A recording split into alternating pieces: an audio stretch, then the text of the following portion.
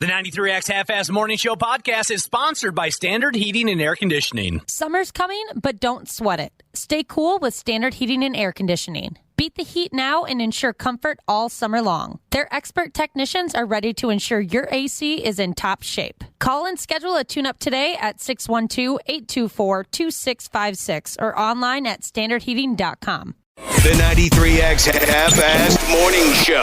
93X. Fire up the grill. Wait a minute. I smell barbecue. Someone's grilling meat. Today is National Barbecue Day. Barbecue. Thank you so much for inviting us to your barbecue. Well, it's my pleasure, Lois. Hey, can one of you other men come over here and comment on the meat while I'm cooking it? Yeah, I got it. Oh, yeah. Oh, those are looking good. Yeah, that's what I'm talking about. Yeah, don't flip them too often now. You don't want to lose the juices. Yeah, coming along nicely. Jones Barbecue and Foot Massage. Jones Barbecue and Foot Massage. You like to eat. America loves to eat. So why not open up somewhere America can sit down, enjoy a meal, and get their feet rubbed? We'll fry anything you want for $5.99. As long as it's friable or edible, we gonna make it deliciable. Hell, this is a dinosaur. We got fine dinosaur meat. Come on down here and get you a slice. So friends, let's just decide you don't want no barbecue. Well, that's fine too. Why not let one of my foot specialists or myself perform our magic? Jones, good ass barbecue and foot massage. I'm sorry, are we back? 3, 2, 1. Happy National Barbecue Day. Showtime! Music has been taken out of this portion of the Half-Ass Morning Show podcast for licensing reasons. Cubby loves a good mashup. He loves a good mashup, doesn't he? Bill McClintock, one of the best. He put this out. I think it was yesterday. He put this out. McClintock. Kool and the Gang, Van Halen.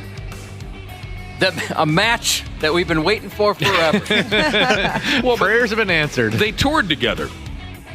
Shut up. Yeah, if I'm not mistaken. And this will bring me to a story of great regret. A story of great regret will come of this. But if I remember correctly, and this is what made and still makes David Lee Roth one of the most interesting people that's ever lived. When Roth jumped back into the band. I'll get there.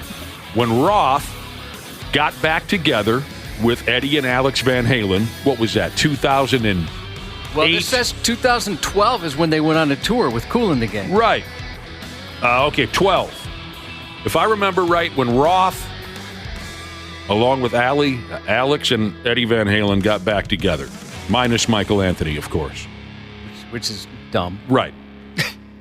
One of the last stipulations where Roth agreed to go back on tour with the Van Halen brothers was he said, I want to pick our opening act.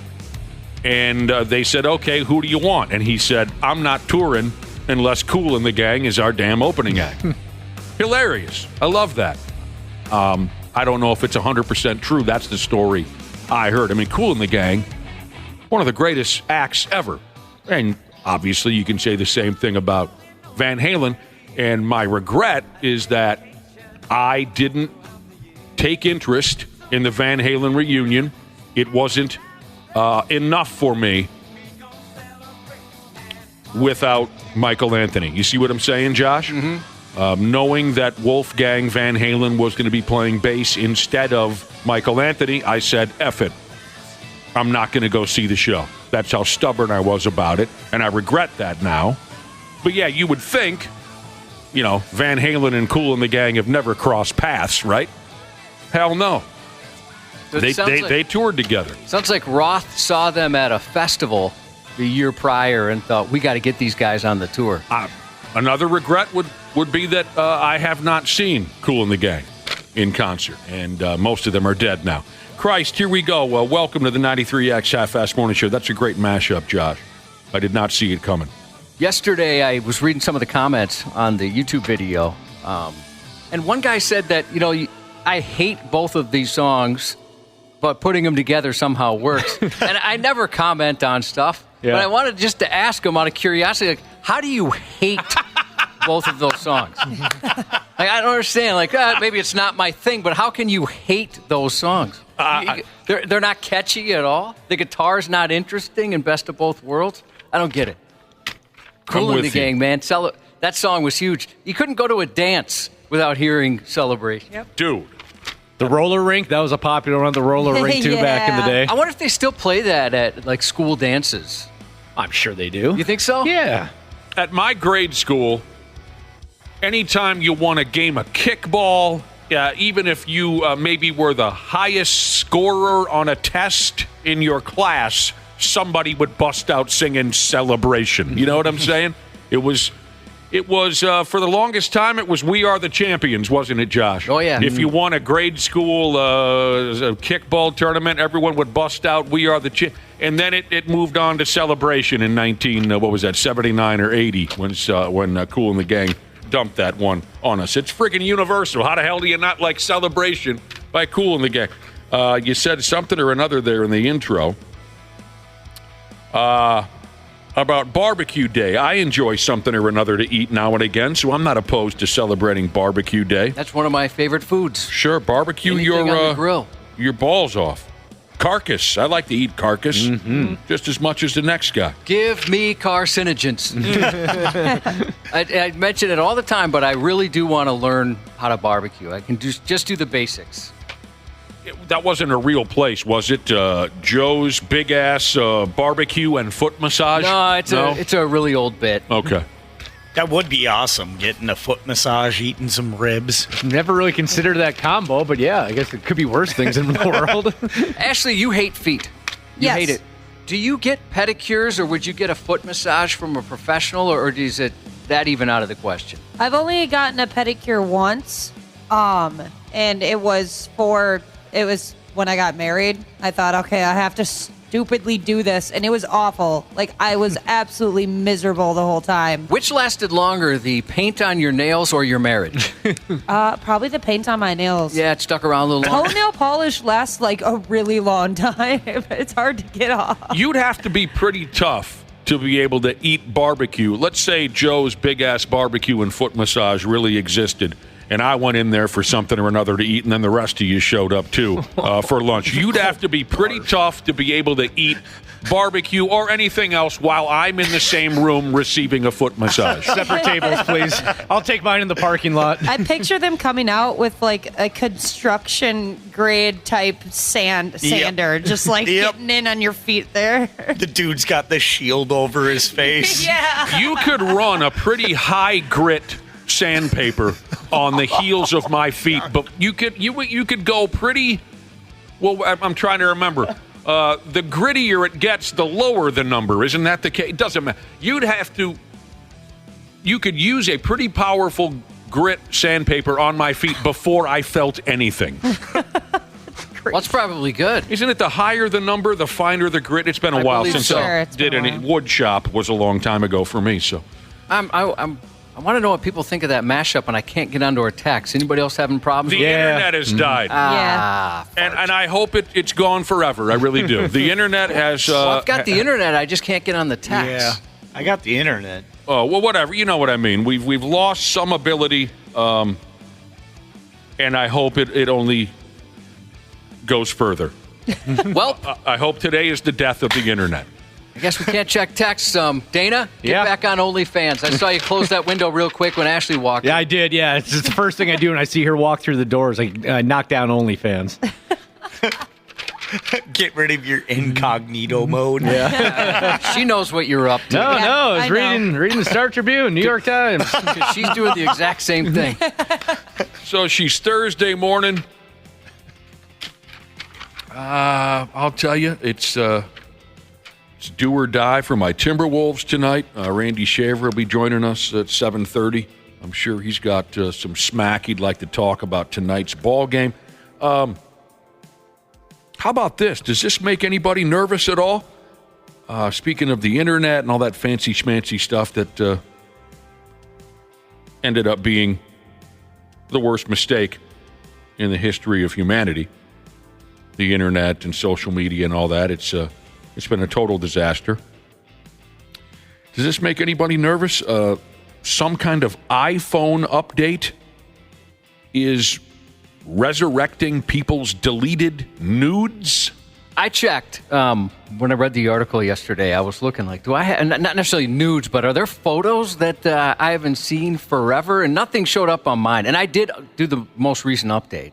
So it's kind of intermittent on who's getting what. But can you imagine, like, you're in a new relationship or whatever, and all of a sudden these nudes pop up and somebody sees it? That's going to be tough to explain. Yeah, that's troublesome, yeah. Do I have an iPhone? Yeah, yes, you do. Okay, so should I look? And it's, of course, it's not just nudes, but photos in general. The iCloud has been pulling things back, sometimes several years for some people. Whoa. Okay, not just nudes, photos in general, but it's, those are the ones that stand out, right? Dong shots that you sent out 6-7 years ago that now your wife doesn't need to hear about. Ashley, maybe you took some photos in the mirror and sent them to dudes years ago that you don't want to remember. That's what's got folks nervous. And well, if that happened to me, I'd hope maybe I'd remember, well, I was having a good dong day that day. No wonder I took that picture. Yeah, I want to save that one now for posterity reasons. I would never notice if this happened. Because there's so much porn on your phone? There's just so much crap. Yeah, I'm like really bad at deleting any of my photos. Like, I have over 20,000 photos on my phone. Whoa. My goodness. Now, does this include photos that we've received over the years? I think anything that was stored in iCloud, yeah. Because the majority of the photos I have, my wife took. I almost never take any pictures on my phone. No, I'm not sure if I know how to take a picture with this phone. But where do I go to look for these in case I have some old... Your Photos app. Photos app? Do you know how to search for an app? No. Oh, okay. Well, do you want me to pull it up for you, or is that a little dangerous? These things here... I think Nick's good because I think he actually has an Android. Oh, right there. Skip photos. No, he doesn't. Oh, he doesn't? Oh, photos. Here we go. Photos. Right. Did you notice I was polite and I didn't even click on it? And so I'm looking for old stuff. Yeah, do you see anything? Well, do you have the most recent update? Huh? Do you mind if I take a look? No, go ahead. I'm not seeing any skin. Well, I'll close your photos. I'm just looking to see if you have an update. There's nothing that I would. Whatever you see in there, Josh, I don't care. I'm not ashamed. Your font is gigantic. Holy cow. What does it mean? What does it mean to have gigantic font?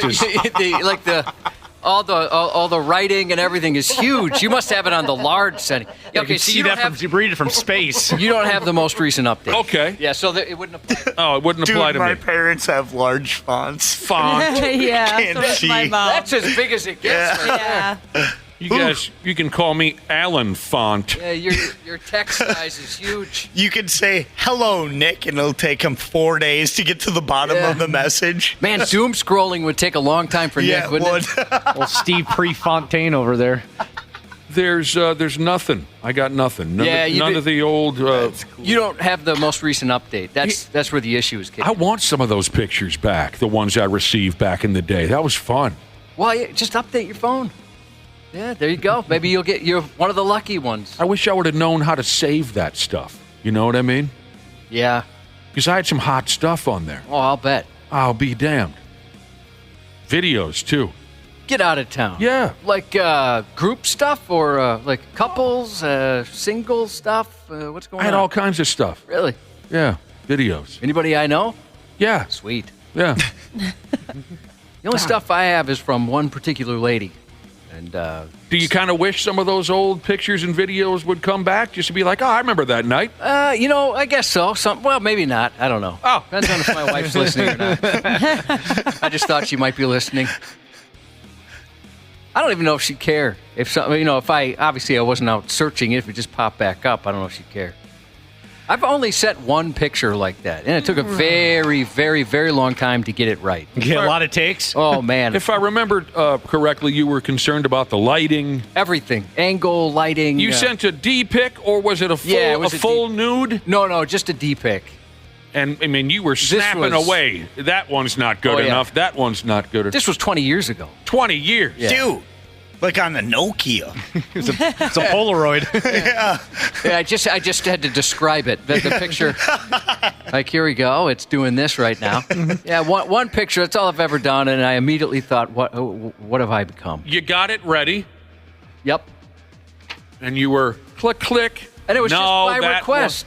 It was by request. It was like not even somebody who I had been intimate with yet. She just said, hey, how about you send me something? How long was the process, Dusty? How long was the process then in total of you sending one D-pic by request? Well, that's a good, I mean. Was it a half hour? No, but at least 10, 15 minutes. Okay. Oh, dude, trying to get the lighting, the angle, and all that. Right. I get it. Yep. Because I wanted it to be as impressive as possible. Mm-hmm. Did this lead to anything then? You said you weren't intimate with her before. Did you guys end up hooking up? Yeah, just once. But it wasn't like, it was a while afterwards. So it didn't immediately lead to anything. So maybe she wasn't that impressed by the picture. Yeah. She was like, I'm coming over right now. God dang it. 20 years later, I'm just figuring this out. That picture did nothing for her. She wasn't in her car on her way over. It just something happened later on. How long was the gap of time between your D-pic and when you boned? Man, well, we didn't even bone. You didn't even bone? No, there was other stuff. Jesus. All the stuff aside from that, right? Everything but the bone. Yeah. Gosh, months? No, so then she wasn't impressed. No, God dang. She forgot about it. I hate when this, she deleted it. This stuff comes up sometimes on this stupid show. Where, I was fine with that memory until right now. And I realized the one time I did it, it did nothing for the woman, who, by the way, again, requested it. She wanted to see it, and it did nothing. Pictures rarely do anything for women. It's kind of like... So I have a question. Was she sending you pictures before you sent her a picture? Nope. Oh, dude. Yeah, I have nothing. You know what that means, Cubby? No, I don't even know if I wanted to. I got to tell you what it means, because Ashley knows what it means. Oh, no. Yeah. She was sitting around with her girlfriends. Yeah. Hang on. That's not right. It's okay, Josh. It's 20 years ago. It's okay. Every guy gets suckered into this or that. Here's what happened. She was sitting around with her girlfriends. They were drinking up all that Bacardi or whatever they had. But what do the ladies like to... They were back drinking, in that day, it was like Bacardi. Bartles and James or something. They were sucking down Bacardi, and she said to her girlfriends, I bet I can sucker this peckerhead into sending me a picture of his damn dong.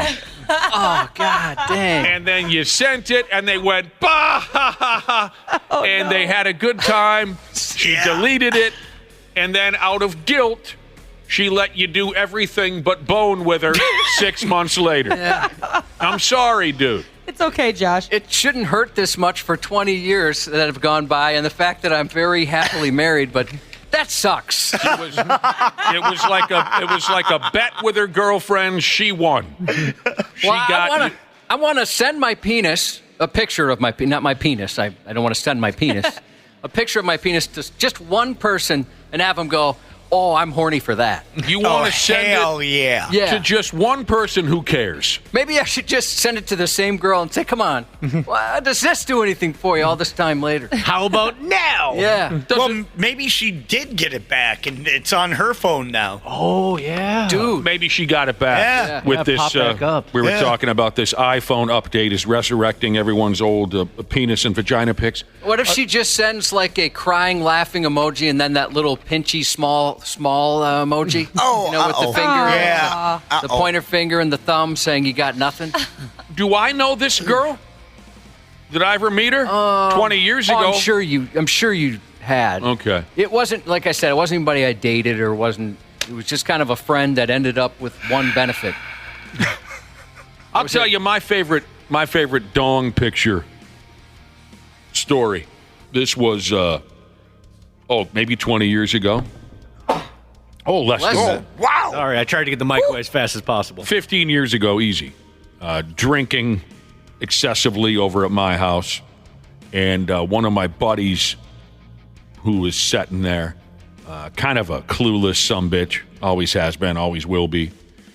He's playing with his phone up and down while we're all sitting around jaw-jacking, guys and girls. And he's not contributing to the conversation. He's just finger banging his phone. And so finally we had to say, well, what the hell's going on over there? And this is honestly how he talks. He says, I'm getting some nude pictures from a girl I know up north. And we said, this whole time you've been getting nude pics from a gal you know up north? Yep. And we said, well, can we all check them out? He was hesitant at first, but then he showed us, like real bros do for each other and girlfriends. He was passing it around to everybody. And it was unbelievable, Josh. This girl he was on the line with, texting with. This was all live. You know what I mean? What I mean by that, she was real-time photos. Yes, exactly. Real-time photos. Freshly taken. She's in the shower. She's bending over this. Her leg is up on the sink. She's on her bed. She's just rapid-firing these shots to our bro. We're like, what the hell, man? This gal's incredible. What a great sexting partner you have there. She's really making an effort for you. And he says, yep. and he just sits there. He's just sitting there. And finally we say, well, dude, you know what you got to do to take this to a higher level, right? And he says, nope. And we said, you got to send her something back. What are you, selfish? What kind of self-centered person receives 22 well put together naked photos, and you haven't even thought to send her one? You got to send her one of the rod, bro. Right? He has no idea. Really? We said, yes, you got to go. He's the drunkest of all of us. You know, we're kind of messing with him, but kind of being truthful with you. Got to give something back, right? So I said, hey, we were all out on my patio. I said, dude, go ahead into my house, go into the bathroom, whatever you got to do, and come up with something good and send it to this gal. Or I'll tell you what, this is going to be the last night she's trading pictures with you. We had him totally dialed in. We convinced him he had to go inside and take a picture and send it to her. So, way too long amount of time goes by. Like 45 minutes, he's still in the house. Whoa. No. And I'm thinking, what's he doing, banging the cat in there or something? What? 45, doesn't take that long to... He comes back out the house, he sits down, he does not have a very positive look on his face. And we said, dude, what happened in there? And he says... we said, did you send a picture to the gal up north? No. And we said, well, why? I couldn't get it going. Oh. He was too drunk to get an erection. I was just going to ask you guys. So obviously, Ashley, you have the saying, a picture a day keeps the hose away. Yep. That's your strategy, and you like to send a picture every day. Would everyone here, are you comfortable sending photos of yourself, or is that a part of your routine in any way? Oh, God, no. No? What if your girlfriend requested it? I mean, I guess I would do it, but why? I would have to be really, really drunk nowadays to do it. Yeah. Just, with the phone hacks and things like that. I don't want, like, the guys at K-Fan talking about how small my penis is. You know what I mean? You actually just blasted through the internet. It's on Reddit. Within minutes. Like, there's got to be a small penis Reddit thread, right, a subreddit. I don't want to end up on that. I don't want to embarrass the company. Josh is on the Roast Me subreddit. And what if there's comments that I never know? Like, I'm learning this morning that this thing 20 years ago, now it's a terrible memory. It wasn't at the time. But what if I find out, like, oh, that's miscolored, or that's a bad angle? What if I find out some things about my penis I didn't already know? I'm not made up to handle that type of criticism. No, you're not. I get it. I can't. I wouldn't be able to do that. So there's no way. And I know criticism. Why would you instantly expect criticism?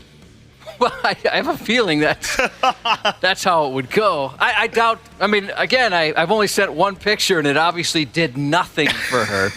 Hey, it made she and her girlfriends had a good time with it. Yeah, they had a good time. It created. And it mortifies me to think she would have shared that with anyone. I was always comfortable with that type of thing. You're not afraid it would. You're not afraid your penis would end up in the wrong hands? Well, yeah, but usually I was intoxicated, and that wouldn't enter my mind. Sure, I think anyone who's gotten involved in passing dirty pics back and forth has had a little bit of fear. Oh, Christ, where's this going to this and that. Double, triple, quadruple check you're sending it to the right person. Yep. But like you asked if I'd be comfortable today, or you asked Wapple if he would be if my friggin' wife, if she asked me if she wanted some dong pics, hell yeah, I don't care. I'll send you some dong pics.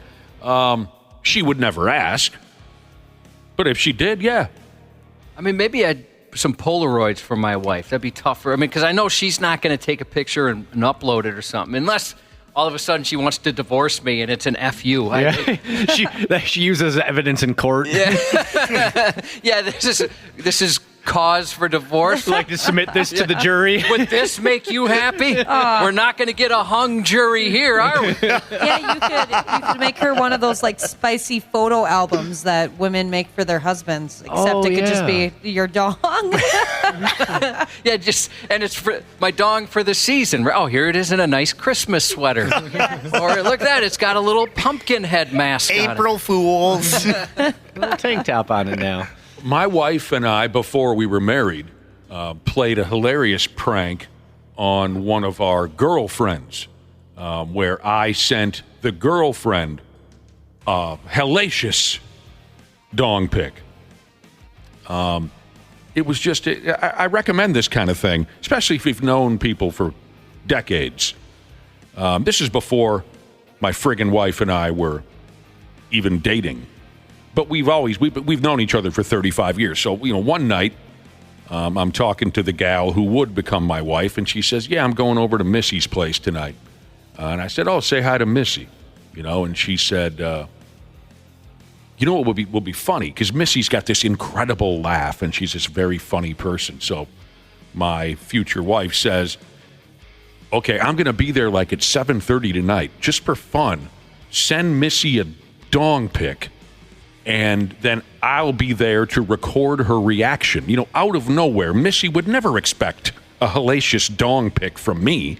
But we're tight friends. It's, I want to say again, only do this with tight friends that you've known forever, that you trust and that are going to understand the joke. So maybe you had to be there. So my future wife goes to Missy's place, sitting there on the couch, hits record on her cell phone to get Missy's reaction. Missy doesn't notice the recording, and then Missy, the phone goes bloop, and Missy says, oh, I've got a message from Nick, and she hits, open the message, and then she goes, oh my God, it was just a fun bit, like a fun out-of-nowhere surprise penis bit. Ashley, what happened over Ashley's microphone died. Did it die, or is it? Yeah, it sounds like it died again. Well, come on over here and join us. Jump on in there. It's fine now. It does it. All right, you're not welcome here anymore. She pulls it too far back, and the cords get pulled out. Yeah. Oh. We had a hell of a lot of fun with that routine, and again, if you've got that tight circle of friends, it's a fun gimmick. And Missy still brings it up to this day. Do you think she saved that photo? Have you ever asked her? Yeah, I've asked her. I think she doesn't have it anymore. Got it hung up over the fireplace. Yeah. Is there a chance she ever used that photo? Oh, absolutely. Really? Oh, yeah. A chance or an absolutely, like, I know the answer to that? Well, I don't know the answer, but I'm fairly sure. I'd like to ask her. I know her. Yeah. Yeah. Well, do you think I could ask her that without it being weird? She would laugh her ass off. All yeah. right. Oh, yeah. Next time I see her, I'm going to have to ask. Oh, God, look at this. And see if she'd be willing to share. What? Who said that? So look out, people. Your old nude pictures might be coming back, popping up on your cell phone again, ones that you've sent and received. That's the word coming from cell phone dorks. Some new iPhone update is resurrecting your old nude pictures. And maybe it'll be fun times for you. I'd love to know what the hood, both brother and sister, are saying about this, but if you're just tuning in, our text giver machine here is not working. Text machine died. Well, we'll try to... Good thing, Josh. Oh, really? Is it going to be bad? I was hoping some people would commiserate with me and tell me memories they all of a sudden have that have completely changed when somebody enlightened them that no, what you think happened didn't happen. It ain't no thing, Josh. It ain't no thing. 20 years ago. I feel the need to email her. Hey, about that 20 years ago. Need an explanation I'm here. sorry that it wasn't what you might have hoped it was going to be. You have far too much penile shame. You do. Well, the Catholicism in me. Exactly. All right, we better get moving. You're a terrific crowd. Yeah, we hope to get the text machine cooking again so we can find out what smart-ass comments you're throwing Josh's way or any of our way. Randy Shaver here in about an hour and 20 minutes. We'll talk about that Wolves game tonight. Stupid News is on the way next on the Half-Assed Morning Show. Half-Assed Morning Show. They're loud, they lose control, they do their little circus act, they're a nuisance. 93X. Our technicians are geared up and ready to make sure your system is running reliably this summer. Regular maintenance from Standard Heating helps prevent costlier breakdowns in the future, and we know they always happen at the worst times. Summer's coming, but don't sweat it. Stay cool with Standard Heating and Air Conditioning. Beat the heat now and ensure comfort all summer long. Their expert technicians are ready to ensure your AC is in top shape. Call and schedule a tune-up today at 612-824-2656 or online at standardheating.com. What companies would you want to work for? Just Capital is a nonprofit that tracks which companies are a force for good. Companies like Bank of America, which just earned the prestigious Just Capital 2024 seal. Bank of America is ranked #1 in the banking industry and #1 for their ongoing commitment to workers, offering best-in-class benefits, including a minimum wage of $25 an hour by 2025. Visit justcapital.com to learn how a just business is a better business. Furnished by Just Capital. Stupid News on the Half-Assed Morning Show.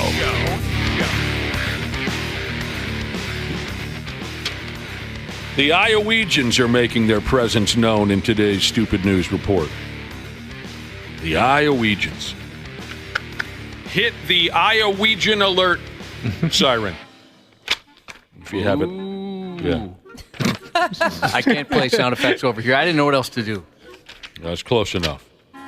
A drunk driver is how you say it, down there in Iowa, handed the cops a fake ID that said that the sumbitch was 8 foot tall. And he's not. He's effing 5'8". The dude is a 33-year-old Iowegian by the name of Joel Villeda. He was driving all kittywampus behind the wheel of a Ford Focus this past Sunday in a place called Rock Rapids. When the cops yanked him over, he showed several signs of intoxication. He had an open Steve Weiser can in his car. Of course, meth rocks. He had some meth rocks. And he spit over the legal limit. All of that, all in one. He was acting drunk, open can of beer, the meth, and he spit over the legal limit. When he was asked for his identification, how do you say it, Josh? Identification. He gave police a Minnesota ID card. Hey, Minnesota, that's where we're at. I just renewed mine on Monday. Maybe I could have ran into him or something. F me. You guys see the picture. It's terrible. Do you have it on hand? Yeah, it's in my vehicle, the printout. Oh, you don't have to go out to your... But I am looking forward to seeing your new driver's license photo. When this dude was asked for ID, he gave him a Minnesota card. Apparently, when the cops looked it up, there was no record of the fake name on the card. And the damn ID said he was 8 foot tall. That would make him the world's tallest man. I believe that would make him more or less the tallest man in the world. Cops are pretty perceptive. They're going to know the difference between 5'8" and 8 something. Yeah. It also leads me to believe he paid for this fake ID in advance. You know, so you get it back, it says you're 8 feet tall. You know, they just ask you, right? Or you fill it on the form, because the dude asked me on Monday, how tall are you? And I felt like such a douche, because I was like 5'8" and a half, maybe 5'8" and 3/4. I don't know why I had to throw in a fraction. Right. Because I'm shrinking. So I wanted to be as honest as possible. And he kind of looked at me like, dude, it doesn't really matter. I'm just going to put it on you. Mm-hmm. You're just a tiny little guy. Yeah. They call me a spinner in certain communities. Absolutely. This Villeda, again, who was actually 5'8", he was arrested on all sorts of charges. He's in jail. Just a regular-sized jail. That's funny. So the reason why he had a fake ID is he's been in trouble before. He doesn't have a driver's license, and he was wanted for not appearing in court for a previous drunk driving charge. So he was just trying to avoid apprehension. The tallest living person in the world. I guess, actually, Josh, if Joel here, the Iowegian, if he really was 8 foot tall, he'd be the second tallest man on planet Earth. The tallest living person in the world is 8'3". The tallest ever. Tallest human being ever, apparently, according to what's in front of me, was 8'11". Oh. Doesn't seem real. No. Doesn't seem comfortable. You just put him under the basket and tell him he's got 6 fouls. That's what you do with him. Put him make him a center and say, you got 6 fouls. Use them. Not that he might not have to use them. No, he doesn't. As long as he understands the 3-second lane violation rule, Christ almighty, you're going to win every game of the season. As long as he understands that's a technical foul if you're in the lane for 3. Yes, John. An 8-foot dude isn't going to fit into a Ford Focus. No. That's something right there. No. That reminds me, Wapple, you've been to some local wrestling shows lately. I have not. Is the Giant still in business here in town? I've never seen him. You haven't seen him perform? Nope. And I hope I have the local wrestling fans. I think he was just called the Giant. Great gimmick. And the first time I saw him was at In Cahoots in Hamel. I don't know how many years ago. It's got to be 10 years ago. They did a show in the parking lot of In Cahoots up there in Hamel. And, there were some great local wrestlers. Mitch Paradise was there. Dude. Take me down to Paradise City. Here he comes. He's got a mohawk. He's pissed off. Mitch Paradise. El Baño was one of my favorites on that afternoon. El Baño, which in Spanish, I believe, translates to the toilet. Mm-hmm. He was there. So the announcer was great, too, that day. The wrestlers were coming out of the bar, Josh, and then they'd walk down a long flight of steps and out into the parking lot. That was their entrance ramp, so to speak. So the announcer says, entering the ring at this time, at 7'5" tall, from Minneapolis, Minnesota, the Giant. You guys are like, whoa, dude. Yeah, this dude's going to be massive. Absolutely. I turned to my buddy and I said, what the hell? Really? We're going to see a 7 foot. Here comes the dude. He's, 5'8" and weighs 179 pounds or something. But he's got the Andre the Giant singlet, you know what I'm, with one strap missing because he's so big. He busted the other. And it was such a great gimmick. He's carrying himself like he's 7'5" and 500 pounds. He stepped over the top rope, even though it was almost impossible for him to. And his entire approach in the ring was, I am 7'5".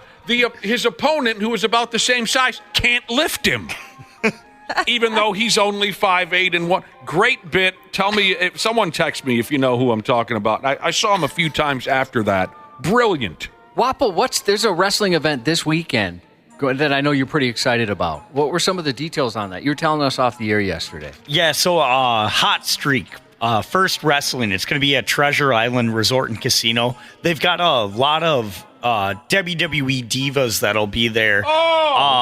You like those. Yeah, Molly Holly, Christy Hemme, Alicia Fox, and then Bret Hart's supposed to be there too. Oh, cool. What the hell? Awesome. Did you say it's like a whole weekend thing? Yeah, so tomorrow night they're going to be having like a comedy show with Man Scout, Jake Mannion. It's going to be Boom Boom, Colt Cabana, and Schwaggle. I think he's called. Yeah. He's no longer Hornswoggle? No, he's just Schwaggle now. Oh, he lost the horn. Yeah. One of those WWE things where they keep the name trademark, don't let you use it afterwards. Yep. I remember when he went by the name of Little Bastard. Oh, that's the same guy? Yes, I believe that's the same guy. Tomorrow night, Treasure Island, By God, Resort and Casino. Yep, and then the matches will be Saturday. Nice. Are you going to be able to make it to any of those? I will not. I will be out of town this weekend. That sucks. You don't want to go bowling with any of the wrestlers? I wish I could. Yeah, I bet it's killing you. That's where to go. It's the girlfriend's birthday. She doesn't deserve anything. It's the girlfriend's birthday. Oh, Josh, tell us about your girlfriend and her last girlfriend. Oh, I wanted to go to the casino, but my girlfriend had something going on. That person doesn't have a girlfriend. No. There is no girlfriend. Nope. Totally inside here. Totally inside, but we don't care. Well, the Diamondbacks just scored. I bet Cam is upset about that. Josh, what's Cam up to? Poor Cam. He's a good kid. Yeah, he didn't deserve that weekend. Here's a listener who texted in to say, my cousin runs a wrestling show, and he's had the Giant at his show a couple of times. Yeah, I love that guy. What a brilliant idea. You know, you're a local wrestler. You're of average size. And he must have thought, okay, I got to come up with a gimmick that's never been done before. And he did it. I'm going to pretend like I am the largest wrestler on planet Earth, even though I am of average size, and it worked beautifully. Did the fans go along with it? Oh, they loved it. Oh, I bet. He's so tall. Yeah. Oh, they would so big, so strong. That's the chant. Yeah. That's the first time I heard that chant was fans of the local Giant. So big, so strong. So big, so strong. That's great. A lot of fun. Okay. We got to get going again. Here's a story. Comes from a place called Cambria County, Pennsylvania. A derelict is up against felony burglary charges after the cops said he broke into an apartment. His name is being Quasier Stevens, 21-year-old. Quasier Stevens. The victim of the break-in told the local police that Stevens had entered through a side window. Apparently, Quasier Stevens had damaged this and that in the apartment. The victim, she knew the guy. She knew that he was the one who trashed her place. Here's the cute part of the story.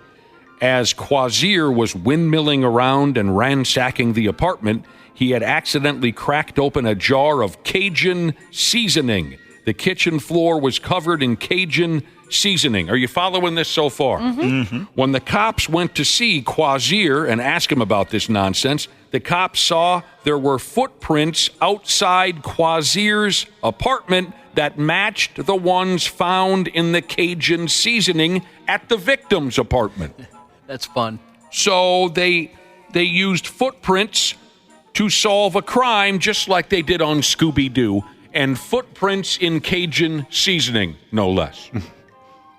I like it, when the cops can track someone down very easily because of the footprints in the snow. Yeah. I mean, there's not a lot you can do there. Some of the old school methods, they don't need to break out the high technology. They can just there's footprints. I told you guys before, a buddy of mine stole a Christmas tree from a Boy Scout lot across the street from our apartment, and there were pine needles leading from the lot to his apartment door. Mm-hmm. That was fun. He never got busted, which unfortunately wasn't a nice resolution. I was kind of hoping the cops would show up and point to the pine needles, but he got away with it. Our guy Quasier, he claimed he didn't do anything wrong despite the footprint evidence. And he had a pile of marijuana cigarettes all over his place. Now the dumbbell is dealing with a felony burglary charge and drug-related charges. They were always following a set of footprints on that Scooby-Doo program. Oh, yeah. Yeah, they are. If it wasn't for footprints, they would have died in the woods in episode part 1. You know what I mean? They would have died of starvation.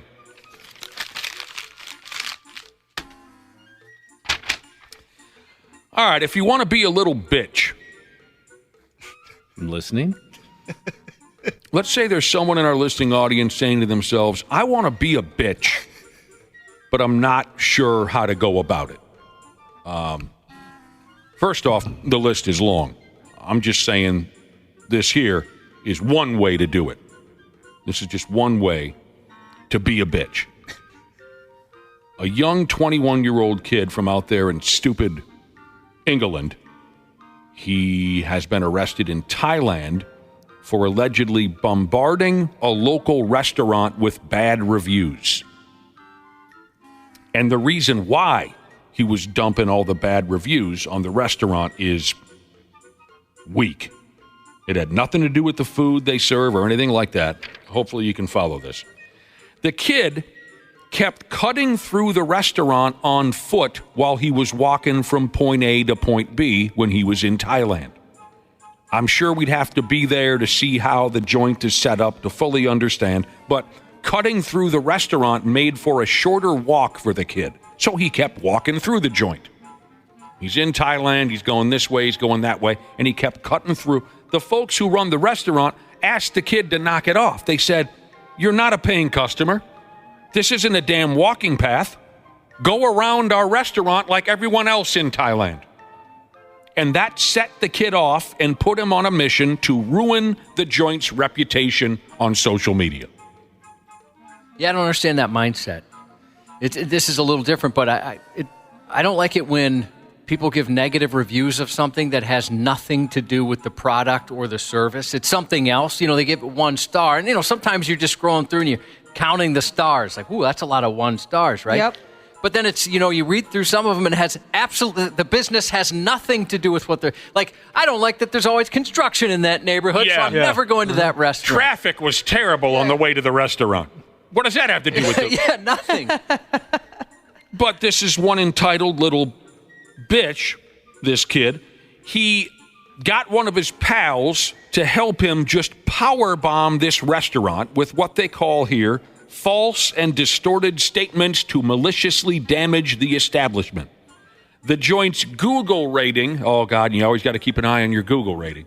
The joint's Google rating nosedived from a 4.9 rating to 3.1. The restaurant filed a complaint claiming his actions had damaged its finances and reputation, and the kid was arrested. He denies any wrongdoing because he's an entitled little bitch. Mm-hmm. There are strict anti-defamation laws in Thailand. You don't mess with them. Yeah, I don't know what the rules are here, but it seems like a few folks could maybe use a lesson or two and stuff like that. Oh, God. It's real, the petty stuff especially. And those reviews on Google and Yelp and everything, those are very important, especially to small local businesses. Oh, yeah. I mean, it's a damn shame. You're going to have a service, a service normally you don't have, whatever it is, something around the house, and you see a few and a couple of them have bad reviews, you probably skip them. Mm-hmm. Barsaw Jesus said there's a fantastic podcast called Your Stupid Opinions, and all they do is read dumb reviews on Google. That's good. That does sound like fun. Yeah, I want to check that out. Some people are just programmed to bitch about anything that doesn't go their way until the day that they die. And it's spreading. Because we're becoming so much more entitled, right? We're so in love with ourselves. Each of us are so special now that the red carpet needs to be rolled out or you're going to snap at somebody. It's friggin' sickening. By the way, back to this kid who got busted by the cops finding his footprints in Cajun seasoning. Josh, a listener texted in, I don't have a name. They wonder if you remember the story of the guy running from police on foot. He's being chased on foot by the police. And he had those light-up tennis shoes on. I don't remember that, but that's pretty good. That is good. So the cops, they could have followed him all night. Everywhere he went, his little tennis, those tennis shoes that would light up when you'd... yeah, when you were a kid. Got the light-up tennis shoes on. And the kid must have been thinking, well, God dang, these guys, they're following every move I make here. Well, yeah, your tennis shoes are lighting up, you dildo. That's pretty good. That's fun. Thank you for that text. I remember that. All right, in a town called Marysville in Ohio, don't you know? Big fat-ass wads of cash money are being found in public bathrooms. And it doesn't seem as if anyone in the town knows why, Ski. Here's the deal. I'm going to go ahead with this. A couple weeks ago, more than $25,000 in cash was found in a public bathroom at a place called the Avalon Theater, a performing arts venue right there in Marysville. Less than a week later, more than $12,000 in cash was found in a public bathroom at KFC in the same town, Marysville. The police say the cash was hidden in both cases, so it wasn't left there accidentally. In the theater, the bills were hidden in trash cans. At the KFC, the money was inside. It was banded up and inside toilet tanks. Both stashes of money were found by employees at those two businesses. The cops believe the two cases are connected, but they don't know jack squat other than that. And that's pretty much it. There's nothing else to say about this one. I don't have any clue what's going on there. It must be something terribly shady. But Josh, you tell me, why make transactions in a way where there's a risk that the money would be falling into the hands of the wrong people? I don't understand this gimmick. Yeah, I wonder. I mean, I'm sure like drop points are pretty common, but you're right. Maybe they'd figure something out that'd be a little more secure. Yeah, I mean, there are still many dark alleys and abandoned areas where shady transactions can take place. Why choose this gimmick? I don't get it. I mean, that's how Dana met his fiance. Right. Dark alley, a shady transaction. Yeah, Craigslist operation. If you and I are dealing in something horrible, Josh, and I owe you $25,000, are you comfortable with me taping it to the trash cans at the neighborhood theater? No, I'm not. I'd say, hell no, you're not taping it. Hey, I'll have it in the toilets at KFC. No, you won't. So I don't get it. There must be something I'm missing here, because I can't understand how this would be the way you'd operate. Well, you know, cops always say we don't catch the smart ones. These are the dumb ones, and they'll probably figure out who's doing this. All right. Well, yeah, wouldn't you? I wouldn't be terrified to touch that. I would think, okay, either I'm going to end up on a prank show, and they're going to say, yeah, this is a show, Lowlifes, where we see who steals or takes money that doesn't belong to them. Or I would assume it was like a drug transaction and the cartel was going to behead me or something. Does make me kind of want to start checking the toilets at KFC now, though.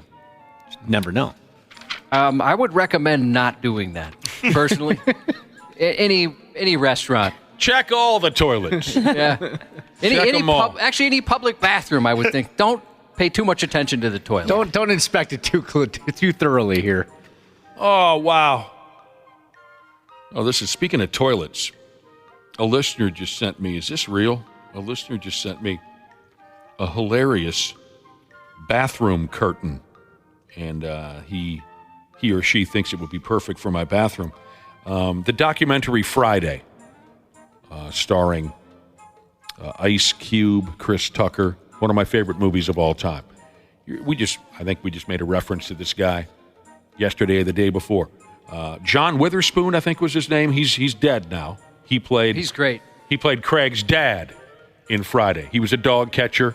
He spent a lot of time in the bathroom taking a terrible deuce. This listener sent me a shower curtain. Josh, you want to come over? Can you come over and look at this? Because I don't. He sent me a shower curtain, and it's John Witherspoon's character from Friday sitting on the toilet with his shirt off, spraying the air freshener in the air. That looks beautiful. There's a framed photo above the toilet, too, of the same thing. I can get a shower curtain that honors the movie Friday? I think you can get customized, or you can customize shower curtains. Dude, I would send in a picture? Yep. I would have such a good time in my bathroom if I got to look at Craig's dad all day long. Photoshop me with a super hot bod. That's the shower curtain I want. Yeah. I accidentally invite people into the bathroom while I'm showering. Oh, gosh. Don't look at me. Oh, no. Did you see my abs? You're just cut. Dog. Yeah, you got a rod on you. Yeah, you can get the shower curtain. Online, you can get a bath mat of the same thing. That's great. It's the exact same photo? Yeah. It's the scene where Craig's dad calls Craig into the bathroom to have a conversation about Craig going out and getting a job. And Craig's dad is taking this horrible deuce. And it's terrible. They keep spraying the air freshener in the air. I smelled your crap for 22 years. You can't smell mine for 5 minutes? All right, this here deal sounds fun. Well, maybe only for a little while.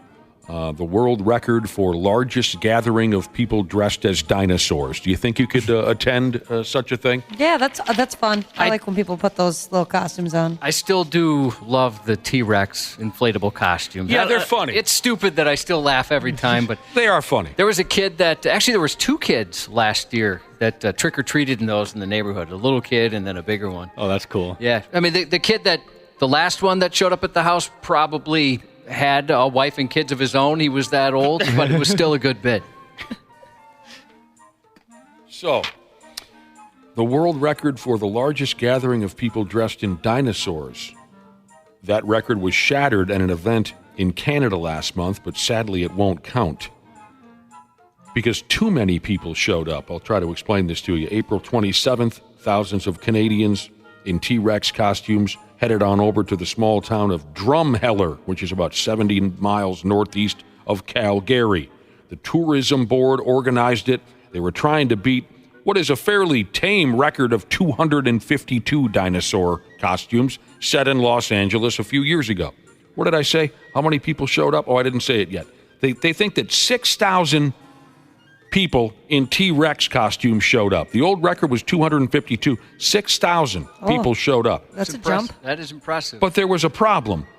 They only got an estimate of how many people showed up because they weren't prepared to count that many people. Oh, no. They were handing out wristbands. They only had 3,000 of them. Some folks couldn't stick around all day and they left. Is that person still here? Where's number 588? They're trying to organize everybody. They couldn't do it, and so it all just fell into nothing. It's fun. Everybody should do it once in their life, eh? It gets you out enjoying the day. I hope we break the world record. This is just awesome. I'm so glad they put this on out here. This is our territory. This is dinosaur land. This is dinosaur land. Couple of cool dudes there. I'd hang out with them. Hey, Canadians sound cool on the radio. They do. So because so many people showed up and they just weren't prepared, they couldn't organize, they couldn't get a proper head count, and it all just kind of turned to dust. To break the record, when you got the Guinness people there, they need an exact count. They need to be organized. The tourism board announced isn't a word. The tourism board announced the sad news on Facebook that they didn't get the record. They're making it an annual thing now, and they say they'll be fully prepared next year. They effed that one up, didn't they? Yeah, it's too bad. Sounds like they had the record pretty easily. Yeah. At Dinosaur Land. That was perfect. I also find those costumes to be funny. Yeah, their arms just look so silly. I would like to be, that character, maybe at a birthday party in the future, but I feel as if I would just suffocate inside the damn thing and then I would die. Yeah, you've had, last time you were in something like that, it didn't go very well. The oxygen levels aren't enough for me when you put me in a costume. I can only handle it for a few seconds. Sports on the 93X Half-Assed Morning Show. I might personally go on a damn apology tour throughout the city of Denver. That's how embarrassed I am by what I have seen Minnesota do over these last 3 games. It's been bad, Perk. It's been bad. I got to be like a politician in Denver. I'm sorry. Please forgive me. That's what I'm going to have to do. Yeah, you see, Stephen A. Smith was one of the many media types, television media, sports media, whatever you want to call them. He was one of the many who, when the Wolves went up 2-0 in their series against Denver, they said, this series is over. Most of them said that. Most of them said, in 4. Yeah, now that it's gone the other way, Stephen A. Smith is apologizing to the city of Denver. Whatever. We were talking a minute ago about custom shower curtains. I didn't know this was a thing. Some guy sent in a picture of a custom shower curtain that features Craig's dad from the movie Friday. Hilarious. I'd love to get my hands on something like Rusty Shackelford texted the program and said his buddy got him a custom shower curtain of Macho Man Randy Savage wrestling Jesus. Oh, wow. I don't remember that match. It was a dark match. Oh, that's right. Oh, yeah, it wasn't on TV. It was in Flint, Michigan, 1986. Jesus won. He was good. I believe it was DQ. He hit him with an arc. That's It's like playing golf with the boss, right? You got to let Jesus win. You're not gonna try and win against Jesus. Jesus hit Macho Man. Yeah, tough to get over with the crowd if you knock out Jesus in front of a sold-out arena. Back to the Wolves. It's do or die for my beloved Timberwolves. And Randy Shaver will be here in about 30 minutes. We can talk all about it. Let's give her hell, man.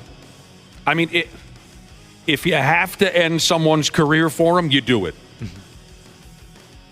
Canada doesn't win the 1972 Summit Series if Bobby Clark doesn't intentionally break that Russian dude's ankle. And Bobby Clark hasn't had to buy a beer in Canada since 1972 because of it. I'm just saying, that's one way to do it.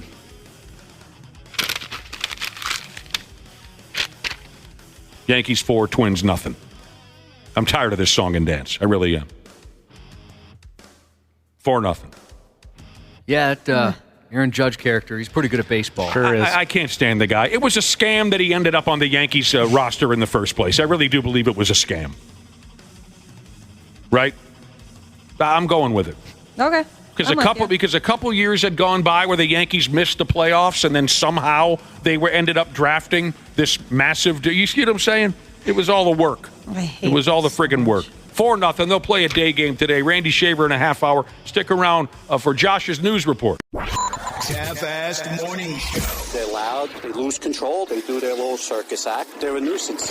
93X. Our technicians are geared up and ready to make sure your system is running reliably this summer. Regular maintenance from Standard Heating helps prevent costlier breakdowns in the future, and we know they always happen at the worst times. Summer's coming, but don't sweat it. Stay cool with Standard Heating and Air Conditioning. Beat the heat now and ensure comfort all summer long. Their expert technicians are ready to ensure your AC is in top shape. Call and schedule a tune-up today at 612-824-2656 or online at standardheating.com. Welcome to Talkville, the ultimate Smallville rewatch podcast. Guest star Sarah Carter as Alicia Baker, although I didn't really work with her a lot. But Tom did, and they had some real big smoochy scenes. Yeah. Can we talk about that? Could there be any more sex? What was a 3-page makeout scene that just kept going? Good Lord. We get it. They have chemistry. Jump in now or catch up on any of the past seasons of Talkville on YouTube or wherever you listen. Half-assed morning show. 93X. Good evening, ma'am. I'm Officer Jones, MPD. You know where I pulled you over? No. All right, well, I got you going 65 and I'm 45 back there, okay? Do you have your license and registration on you? I actually don't have it in this car, but what if I show you these? Get the hell out of here. What did you say? Yeah.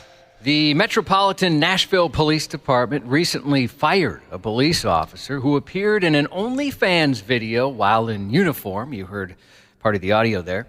The video appears to show the officer engaging in sexual activity with a woman during a fake traffic stop. The amateur video was shot from the perspective of a man in the passenger seat and shows the officer pulling over a white car. Mm-hmm. After seeing the squad, the woman in the driver's seat has an idea on just how she'll get out of a ticket. I knew you were getting pulled over. Told you you were going too fast. Nobody listens to me. I'm not going to get a ticket. How do you think that you're going to get a ticket? I'm going to show my... I'm not No, going to you're get not going to do that. Yeah, I am. No, you're not. Watch me. Oh, and she does. Awesome. The Nashville officer identified himself as Officer Johnson of PD. He tells the woman she'd been speeding and asked for her license and registration. The woman then exposes her breasts to the officer, who acts unimpressed. Man, it's 2024. I can see on the internet anytime. Oh, what if you touch them? Let's try. Yeah, that makes it a little better. All right. Yeah. I'll let you go with the warning.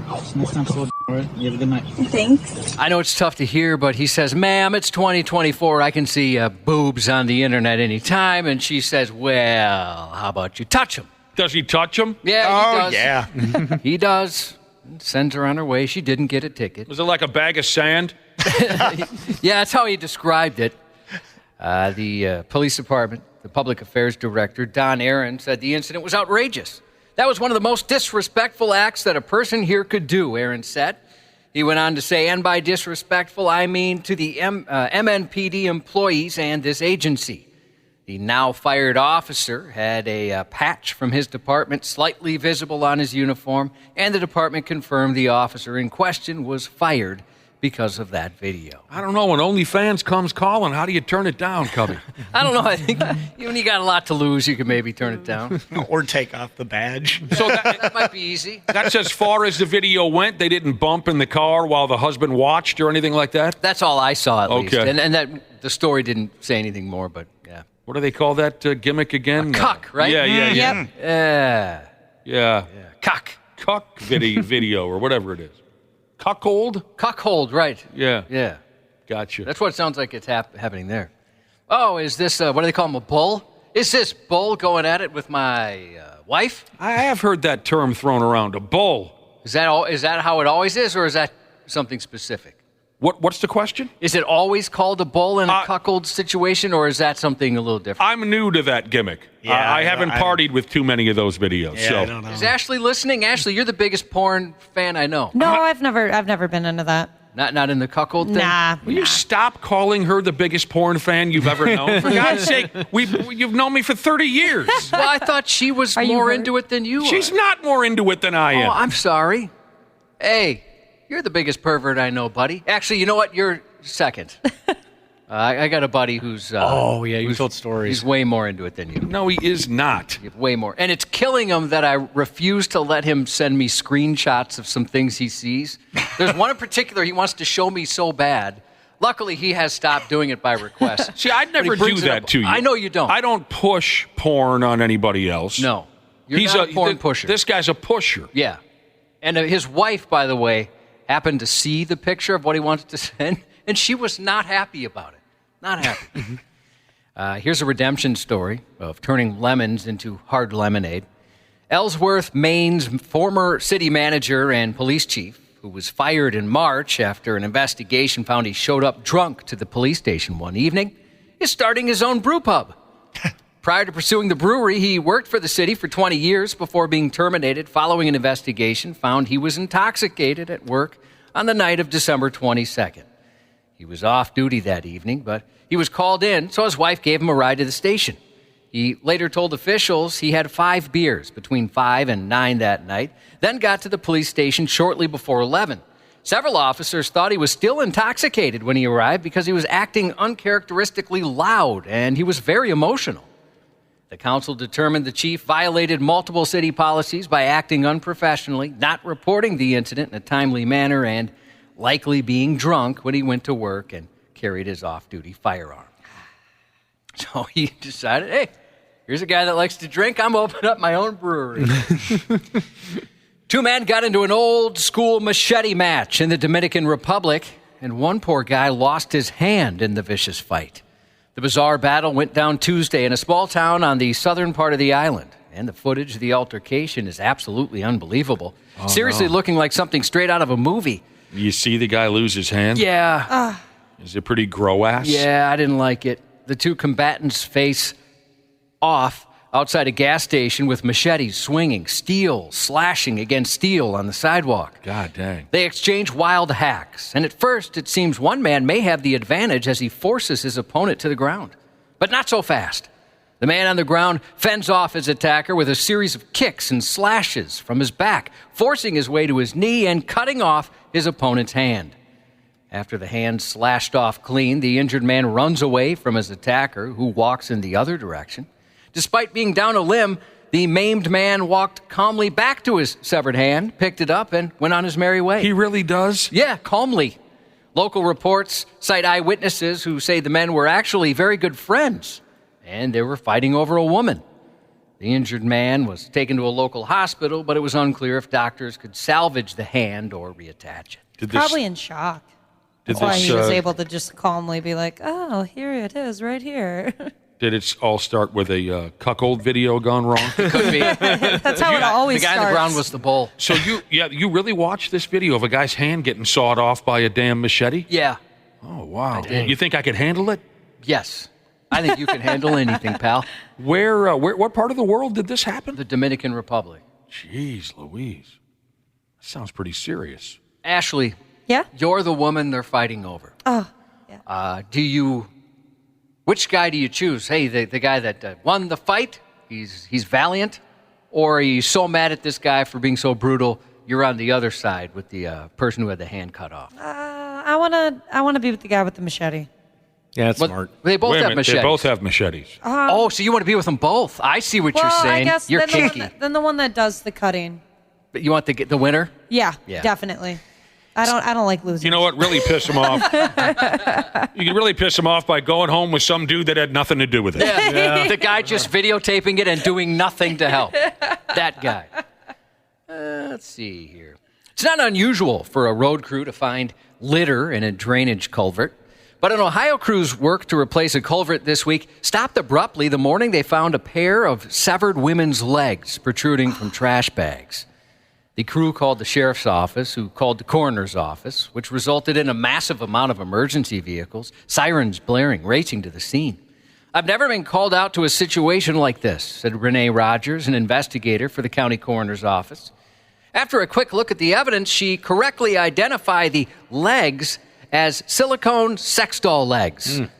The doll was discovered by the road crew about 9 a.m. Monday. The anatomically correct portion from the waist down was very dirty, covered in dirt and grass, and didn't have a stench or bugs near it, which Rogers said would be typical if it were a dead body. Sure. After she confirmed the legs were not human and rather an adult mannequin made for humping, the sheriff's office wrapped up their investigation and the construction crew was able to resume work. The doll has been logged into evidence at the sheriff's office and is slated for destruction by humping. It's always a sex doll these days. It really is. Yeah. A garbage man in our listening audience sent me a picture yesterday of a sex doll that he found on the job lying next to a dumpster. And I'll tell you what, that doll didn't look like it had too many miles on it. Oh, really? Yeah. Maybe it was like a horny purchase, and then the guilt kicked in. And Sure. they got rid of it. Like Wapple's Fleshlight. Yeah. Yeah, you junked that thing, didn't you? The clarity set in. Yeah, the PN clarity. Right. It happens eventually. I said to the dude, that doll looks like it could still, party. He never got back to me. Maybe he was partying? Went back to the scene and grabbed it up for himself. I don't know that I've heard a story like this one before. A Las Vegas man is behind bars after he allegedly shot his next-door neighbor, who pulled out his genitals during an argument and thrust them at him. Las Vegas Metropolitan Police responded just before 7 p.m. Monday when a person called 911 saying a neighbor was causing a disturbance and grabbing their genitalia. She heard 4 gunshots. There was just a ton of cops on both sides of the street from one end to the other. When police arrived, they found 47-year-old Joe Moreno suffering from multiple gunshot wounds. And they arrested the alleged shooter, 32-year-old Eddie Moreno, no relation, who shot Joe after the argument. Was the argument penis-related? No, that was just the final straw. You ever been so mad at someone you had to get your nuts out? No, I've never even considered it. I'd be so scared of that person. Yeah, that's a next-level type of anger. Investigators learned Joe Moreno had been locked out of his home after a fight earlier that day. Eddie Moreno returned to his home to find his neighbor pacing back and forth outside. The witness said they couldn't understand what Joe was saying, but he appeared to be upset and yelling at them as they pulled into the driveway. Before getting out of his car, Eddie Moreno allegedly retrieved a gun in his backpack. At that point, Joe accused Eddie of breaking into his house, and that's when Joe reportedly stood on a boulder, pulled out his penis and scrotum, and began thrusting towards Eddie over and over again. A doorbell camera reportedly captured some of the argument between the two neighbors. Eddie says, "You're going to jail to get F up in here." Joe says, "Damn, you're going to kill me." Eddie says, "I don't give an F. I'm going to murder you. Come right here. I'm going to murder you, blood." Joe said, "Who you going to murder?" Eddie said, "You." And then Eddie made good on those threats and fired several shots, hitting Joe. That's terrible. Yeah, he did. Don't you point that thing at me. Oh, this one's gross. Uh-oh. Police in Georgia made an arrest in a disturbing case that unraveled at a grocery store Saturday. Horrified and enraged.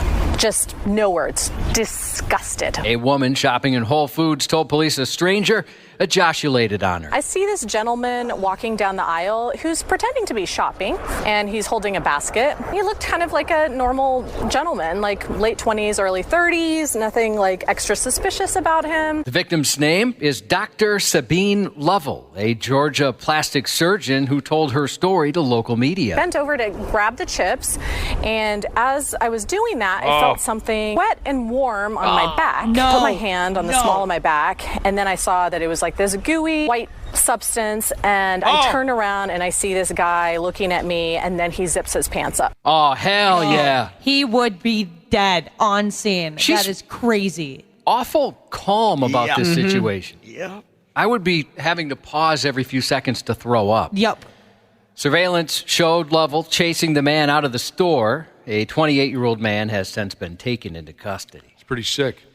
After responding early Monday to a reported domestic battery in St. Petersburg, cops said a man threw a soiled adult diaper at his brother, striking him center mass. The confrontation began when 18-year-old Damian Caston began arguing with his bro about ongoing domestic issues, quote-unquote. Caston is paralyzed, police say, but he is ambulatory by using his upper body. After Caston damaged some walls inside the home, he became aggressive toward his sibling and a witness and attempted to throw things at them. At that point, his brother and the witness carried him outside for everyone's safety and called 911. Then, Caston allegedly removed his soiled diaper containing a urine-fecal combination, launched it at his brother, and when it struck its target, the poop-pee contents made a macabre mashup on the victim's chest. Oh, that's one of the worst things I've heard all day. Even worse than the last one? Yeah, what would you rather have, the diaper or that guy? This by far. The diaper? I got to be honest with you. Somehow I had forgotten all about the last one. You'd go diaper over spooge? Yes. All day, every day. God dang. I'd take a week of this versus 1 day of the other.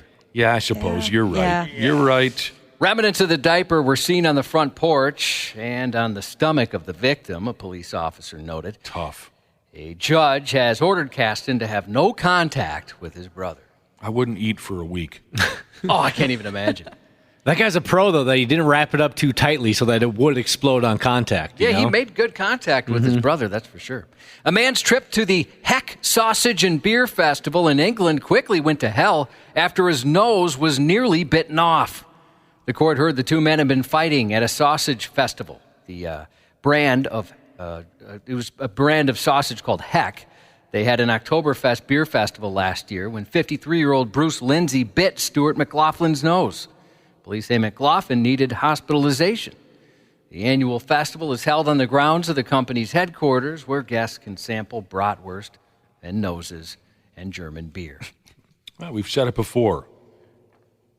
That's a level that most of us will never reach. Biting off a body part? Where you take to biting, a chunk off of somebody's body. That's a whole nother level. Unless I was in a position where I thought, I'm going to die here if I don't get out of this situation, I don't know if I could bite. Right, that's different. It seems like it's against bro code. If you think this is it for me. Or you're saving someone else and that this is my only option, this is the last resort. Right. Same with kicking in the nuts. Oh, no, I don't think you can compare biting to kicking in the nuts. No, I'm saying it's the same for me. It's against, for me, it's against bro code. Oh, I'll kick a set of nuts. I don't give. You won't make that towards a last resort? No, hell no. No, I'll kick you square in the balls. Is it an opener for you, or do you try some other stuff first? Depends on my strategy during that particular confrontation. It depends on my game plan. But I'll kick a set of nuts. Will you really? Oh, hell, you come over here. Why mine? I'm kidding. Of course I wouldn't kick your nuts. Wapple, get over here. Lots and lots of Law and Order tonight on NBC, including the season finale of Law and Order, the OG, Law and Order SVU, and the fourth season finale of Law and Order Criminal Intent. The third season, which one are you wooing? SVU. SVU?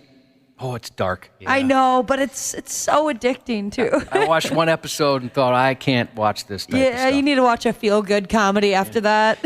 The third season premiere of Bridgerton is now streaming on Netflix. Is that the one that's making everybody's aunt horny? Yes, yeah. I am so excited for this. That's kind of what it is, right? It is like the ultimate chick flick, too. And on Prime Video, the season 2 debut of Outer Range. Megan Fox turns 38 today. Oh! Holy cow, how is she 38? 38? 38. Janet Jackson, 58. Double wah-wah-wee-wah. Former Minnesota Twin Jack Morris, 69 today. He was James Bond and Remington Steele. Pierce Brosnan, 71. Danny Trejo is 80. Shout out to... I know.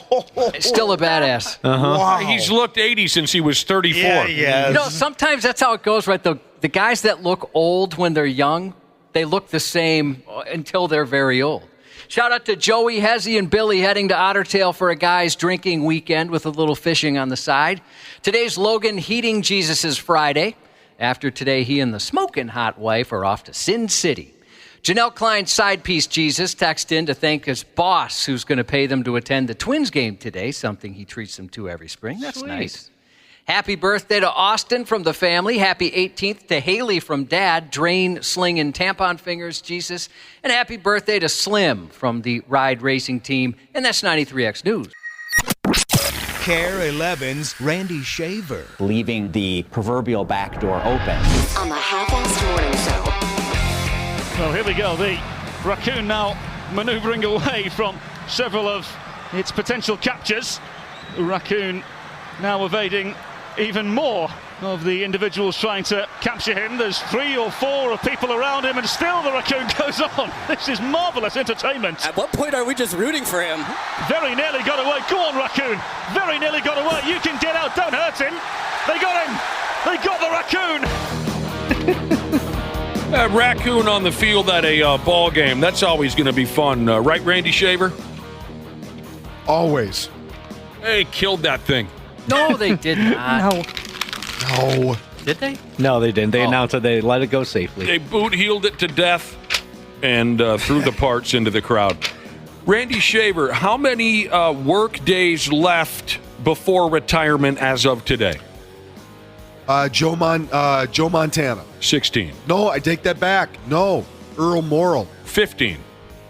Okay. 15 work days left. Randy's counting them down. Work days, not calendar days. He's counting them down until he retires. And he's linking it up with a famous athlete's sweater or jersey number. Okay, Earl Morrall is where he went. Earl Morrall. With that, absolutely. Former Baltimore Colts quarterback. Randy, since you're on your way out, what do you care? Go ahead and tell us your current yearly salary. Yeah. It's for the show. Can you do that for us? It's always $1 less than I need. How about that? I doubt that. Josh found some fun gimmick online where you can compare your income to that of a handful of famous athletes, and so you punch in what you're making a year, and then they compare it to Steph Curry or Lionel Messi or LeBron James, Patrick Mahomes. And then it makes you feel even more broke than you already do because it shows you just how ridiculous. And it's fun because there's so you put in your annual salary, you choose, there's just a handful of celebrities, you choose, or athletes, you pick the athlete you want to compare it to, and you have to click a little box that says, I'm fine with depressing results. Before I let you see what's going on. They know. I couldn't figure out how to work the damn thing, so I tried to punch in some numbers, and the computer got smart with me. It said, you need to find a better job. You know what I mean? So the computer will dump some smart-ass comments on you, and it'll tell you just how, I guess, long you'd have to work to match up with this. And it is depressing. Yeah. Or the other way around, how quickly that athlete makes your salary. It takes you a year. It takes them 5 days. 20 minutes. They're morning dump. Even. Yeah, 20 minutes. On the very bottom, it measures how long you've been on the site and tells you how much that athlete has made in the amount of time you've spent just going through the site. I didn't like that part. Go ahead with is this one. up on 93x.com? Yes, it is. Okay, so we were looking up the average American salary, and the differences are kind of all over the place, but the one that seemed to be the most common was about $60,000, right? All right. Between 60 and 70, so we'll just put 65,000. Let's try that, and let's put it up against, who do you want to do, Stephon Curry? Sure, yes. Go Steph Curry here. I'm clicking. I'm fine with depressing results. Okay. Going to compare. Okay. So his salary last year, or for, I guess, this season, 23-24 season. Sure. $51.92 million. He plays 51 games, making 19.9 shot attempts in each game, right? Okay. So let's see. I want to scroll down. Here we go. To make his 1 year salary, you have to work for 799 years nonstop at $65,000 a year.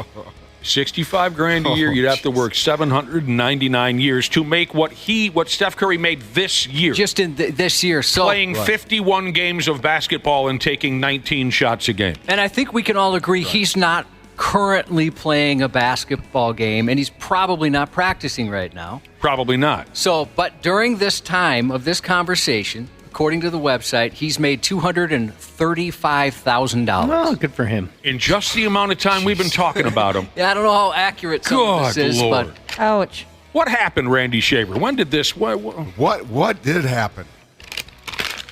Man. So, and they also give you some historical points, right? Let's say we go back 799 years. So today we've equaled what Steph Curry made just this last year, right? So if we were to go back, start working 799 years ago, that's when Europeans began using Arabic numerals. It's also, boy, a few hundred years before the Black Plague.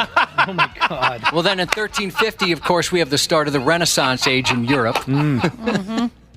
Christopher Columbus arrived in America, 1492. You know, there's a lot of pretty big events that have happened. That's brilliant. Where we would have had to start just to earn what he's made in this year. That little website looks so simple and almost, you know, it just looks so simple. It's credit to them that they can dump all that information on you. It sounds like something everyone should get a look at that. Yeah, it is fun. It's cool. And like I said, it's depressing. They let you know it's depressing. This is up, right, Ashley? Yep. You can go to 93x.com.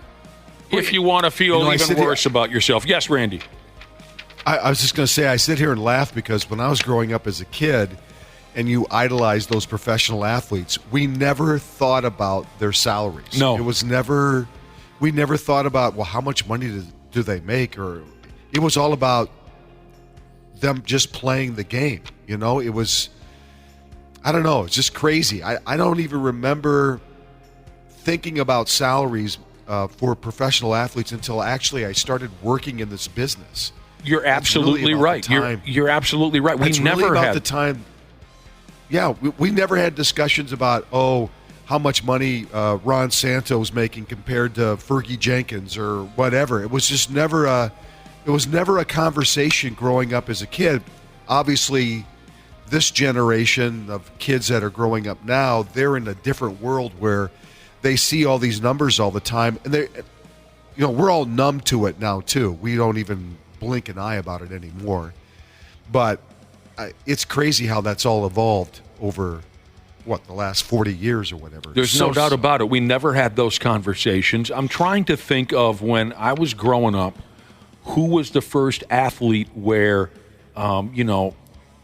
their contract, the size or the dollar amount connected to their contract became a big story. And the only one I can think of is I remember when Kent Herbeck, there were rumors that maybe the New York Yankees or the Red Sox or someone was going to come after Herbeck, and they started talking about, like you guys on television news, started talking about what Herbeck would. Yeah, the Tigers. You guys started talking about what kind of money he made and what kind of money he could make in Detroit. That was the first time it ever dawned on me to even have that conversation. It actually was the conversation how much money he left on the table by not going to Detroit. Right? Yes. Because he gave up. He didn't take that money. He stayed here. Mm-hmm. That was that. The first one for me probably was Puckett. Yeah, Puckett. Wasn't he he was like the first $3 million guy? Yep. Something like that. I want to say. So you're right. It was Kirby and Herbeck were the first two. Yeah. That's crazy to think. Like $3 million now, you feel that person's being screwed. Oh, that's nothing. That's right. So it's absolutely nothing. Oh, actually, before I get to this, I remember when Zach Parise signed his big contract with the Wild. Remember they interviewed his dad, JP, and he's like, I made, or how did he phrase it? Zach makes in a game what I made in my best year. Wow. Right. How much the difference between when he played and when Zach signed his deal. Wasn't it Bobby Hull who was the first $1 million athlete, like who got a $1 million contract? Of any sport? I thought so. I wouldn't remember. Like we were saying, Wapple, we never followed those kinds of things. Yeah. I thought maybe Mickey Mantle. I don't know. No. Those guys did not make that kind of Mickey money. Mantle was probably too long ago. Google says Nolan Ryan became the first professional athlete to earn $1 million per year in 1979. Nolan Ryan, okay. Mm-hmm. Okay. So we picked Steph Curry at the average American salary we're saying is $65,000 a year. Sure. It would take us to make what he made last year would take us 799 years. 799. I compared it against Ronaldo, one of the other choices on the list. Ronaldo, what does he do for a living? Soccer player. Soccer player. Ronaldo, that's all you know him by? Is Cristiano Ronaldo. Don't they just call him Ronaldo? Just call him Ronaldo. I've heard the Cristiano bit. Yeah, go ahead. So 799, that's crazy. That'd be tough to beat, I would imagine. Until you click on Ronaldo, you'd have to work for 3,077 years nonstop. What is he making a year? $200 million. Sickening.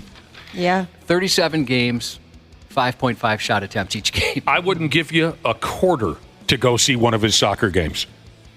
Dana, I wouldn't give you the change I have in my pocket to go see the guy play soccer. Is he the type of guy you want to see, as a soccer fan, you want to see him play? More Messi than Ronaldo. Ronaldo's, of the two, they're probably the best of all time, but Messi is the fan favorite. Ronaldo's a pretty big douchebag. That's what I've heard. Mm-hmm. All right, so, Messi's on this list. You'd only have to work 1,195 years. That's a bargain. That's not bad. Let me throw this at Randy Shaver now, because Randy Shaver's all-time favorite athlete is Jera West. So, Randy Shaver, what would have been Jera West's prime career year? 1969? Probably 72. 72. Probably when they won the championship. 70. Can someone look up what Jera West made in 1972? Yeah, I'm trying to find it. Obviously, much has changed, and the National Basketball Association was nothing then compared to what it is now as far as popularity. And nothing. Yeah. I'm just curious what Jera West might have made in 1972. I think there were times when the NBA championships, and actually a lot of those sports, were never televised live. They were pre-recorded, and you could watch them on the weekends. Right. So if they played during the week, you never saw the games because nobody carried them. His highest annual salary, Jerry West, was $90,000 a year, which adjusted for inflation becomes about $484,000. $90,000. Yeah. Here's a listener saying the first time they remember hearing about an athlete making massive amounts of money was hearing about Larry Johnson when he came out of UNLV and played in the NBA. Sure. It's just madness now, absolute madness. And I try my best to ignore that stuff still to this day. I'm never the guy to ask, how long is that guy's contract? How much is he making? I never know the answer because money's never been a big conversation for me in any way, shape, or form. I don't care what you make. You don't care. So I guess I still have that same mindset as when I was a kid. I follow the sports for the sports. There are people who, the first thing they say is, how much is he making? How long is his contract? I have no friggin' idea. Right. It's not a part of the industry that I'm interested in at all. Well, Randy's right. You're just so numb to it now. Like the Goff contract, wasn't he $212 million? Yeah, 170 just paid guaranteed? the highest paid quarterback. Oh, that made him the highest paid quarterback even? Yeah, it's just I believe so, yeah. You don't even blink an eye at that. It's outrageous. I mean, you mentioned $90,000. It's like we're looking at that like it's a joke. I don't think a lot of us would turn down $90,000 a year. Nope, I'd be totally fine with that. Stop tugging on your microphone cord. You got to sit up a little bit. You got to please sit up. I'm sit sitting up straight. perfectly up. Thank you very much. Well, stand up. What is? Ashley pulls her mic cord out of the moorings. I have a piece of crap mic, so anytime I move it a slightest bit, it cuts out. It's do or die, Randy Shaver, tonight. Do or die. Do the Wolves. Right. Do the Wolves dump a cheap shot on Jokic or Murrah?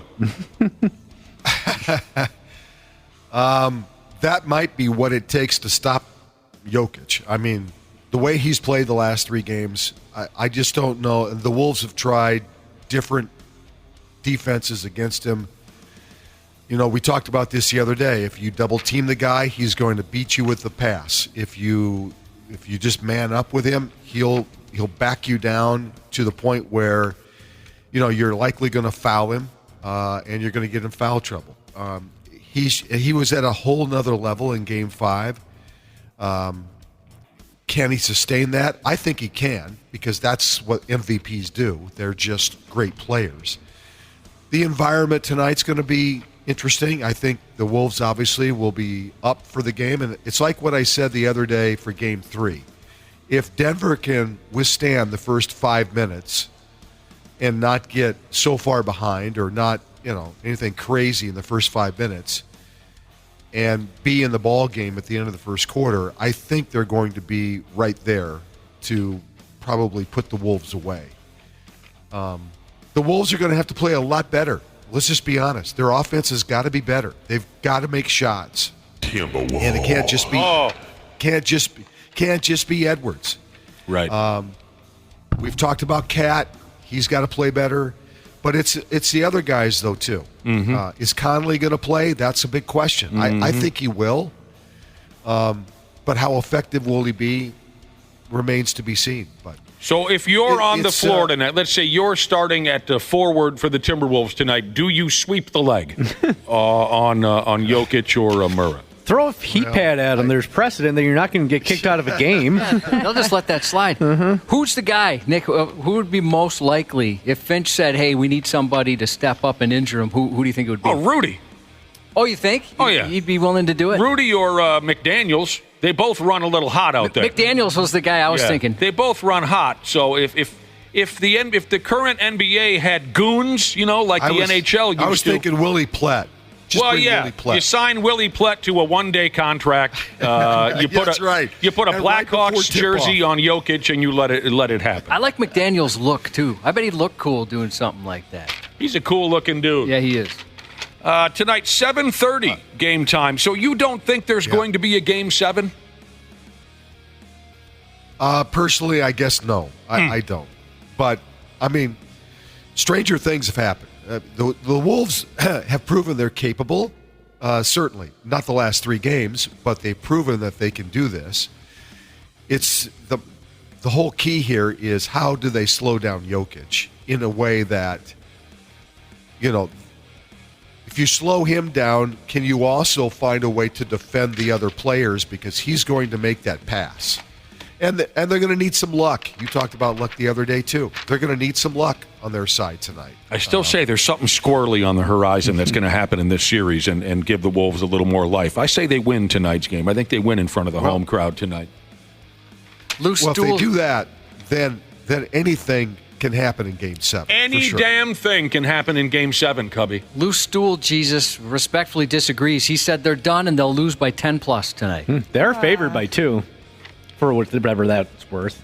Are they really? Mm-hmm. Well, that's good. The Wolves are favored by 2? That kind of surprises me. Wow. I was in Vegas.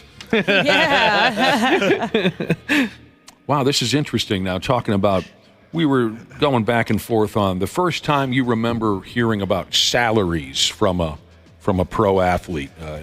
Randy's generation, my generation, it wasn't really a conversation. Younger people, it's mentioned all the time, and young people are dialed completely into length of contracts and the money these guys are. So we asked, who was the first athlete you remember hearing salary and things like that? This listener says Rick Mirer, when he was drafted by the Seattle Seahawks out of Notre Dame in 1993, he signed a 5-year, $15 million deal, which was unheard of at the time. He won Rookie of the Year, then crapped the bed for the rest of his 12-year career. Rick Mirer, I didn't expect to hear that name. Yeah, right. All right, Mike and Nori's going to interview for the Los Angeles Lakers head coaching gig whenever he gets a free day. Is he really? That's the story that I heard. Wow. He doesn't want that job. I mean, don't get me wrong. I'm fully prepared for Mike and Nori to go off somewhere else and be a head coach. Everyone knows the guy has what it takes to be a head coach. Just don't do it with the Lakers while LeBron is there. No. Right. He might not be. Boom goes the dynamite, there goes our lead. We got to treat Bane like you do the elf on a shelf on Christmas morning. You got to find him. So he makes everybody comfortable. He's like popcorn during Saturday night movies. Our paint defense was like 7-Eleven, open 24 hours. Realized they had hits on like Donkey Kong the way they started out. First time all year that we were kind of on almost like a hot mess express. I don't want to lose that. I love his interview. That guy's fun. Yeah. He's a lot of fun. They call him the Ted Danson Lasso. of the NBA? Ted Lasso of the NBA. Ted Danson. Jesus Christ. He's not the Ted Danson of the NBA? No, I'd love to be the Ted Danson of anything. Yeah. Ted Lasso. Oh, God, NBA last night. So Boston eliminated Cleveland. That series is over in 5 games. Dallas beat Oklahoma City. Yeah, wow. It looks like Dallas is going to win that series. You said yesterday it would go 7. I thought it would. It still could, but wow, the way Dallas, Doncic last night was really good, very much under control, which is not normal for him when it comes to referees and calls. And that was the difference. He was the difference last night. So, Luka Doncic says this he goes loves to show it. you how balanced the West is. Yeah, tons Right? of Because tons Dallas of is the talent. 5 seed. Yeah, lots of great ball clubs in the West all year long, and in the playoffs, there's always going to be someone who might sneak up and take a bite out of somebody's ass. Oklahoma City was so terrific all year long, and now Dallas has the advantage. Who knows where it'll go from here? But Luka Doncic says that he loves it when the Oklahoma City crowd chants, "Luka sucks." Luka, this Oklahoma City fan base has taken a little bit of a liking to you, so to speak. As a competitor, do you thrive on just being able to silence the crowd the way you did in the game that you had? I love it. And when they chant "Luka sucks," it gets me going. Man. It's even better. He likes it. Yeah. He's tough like that. The Brooklyn Nets are going to retire the number 15 jersey of Vince Carter, one of their all-time greats. So, Randy Shaver, a little trivia here for you. Who are the other players whose jerseys have been retired by the New Jersey Brooklyn Nets organization? One is an all-time great. I'll give you some hints. One is an all-time great. Another died young.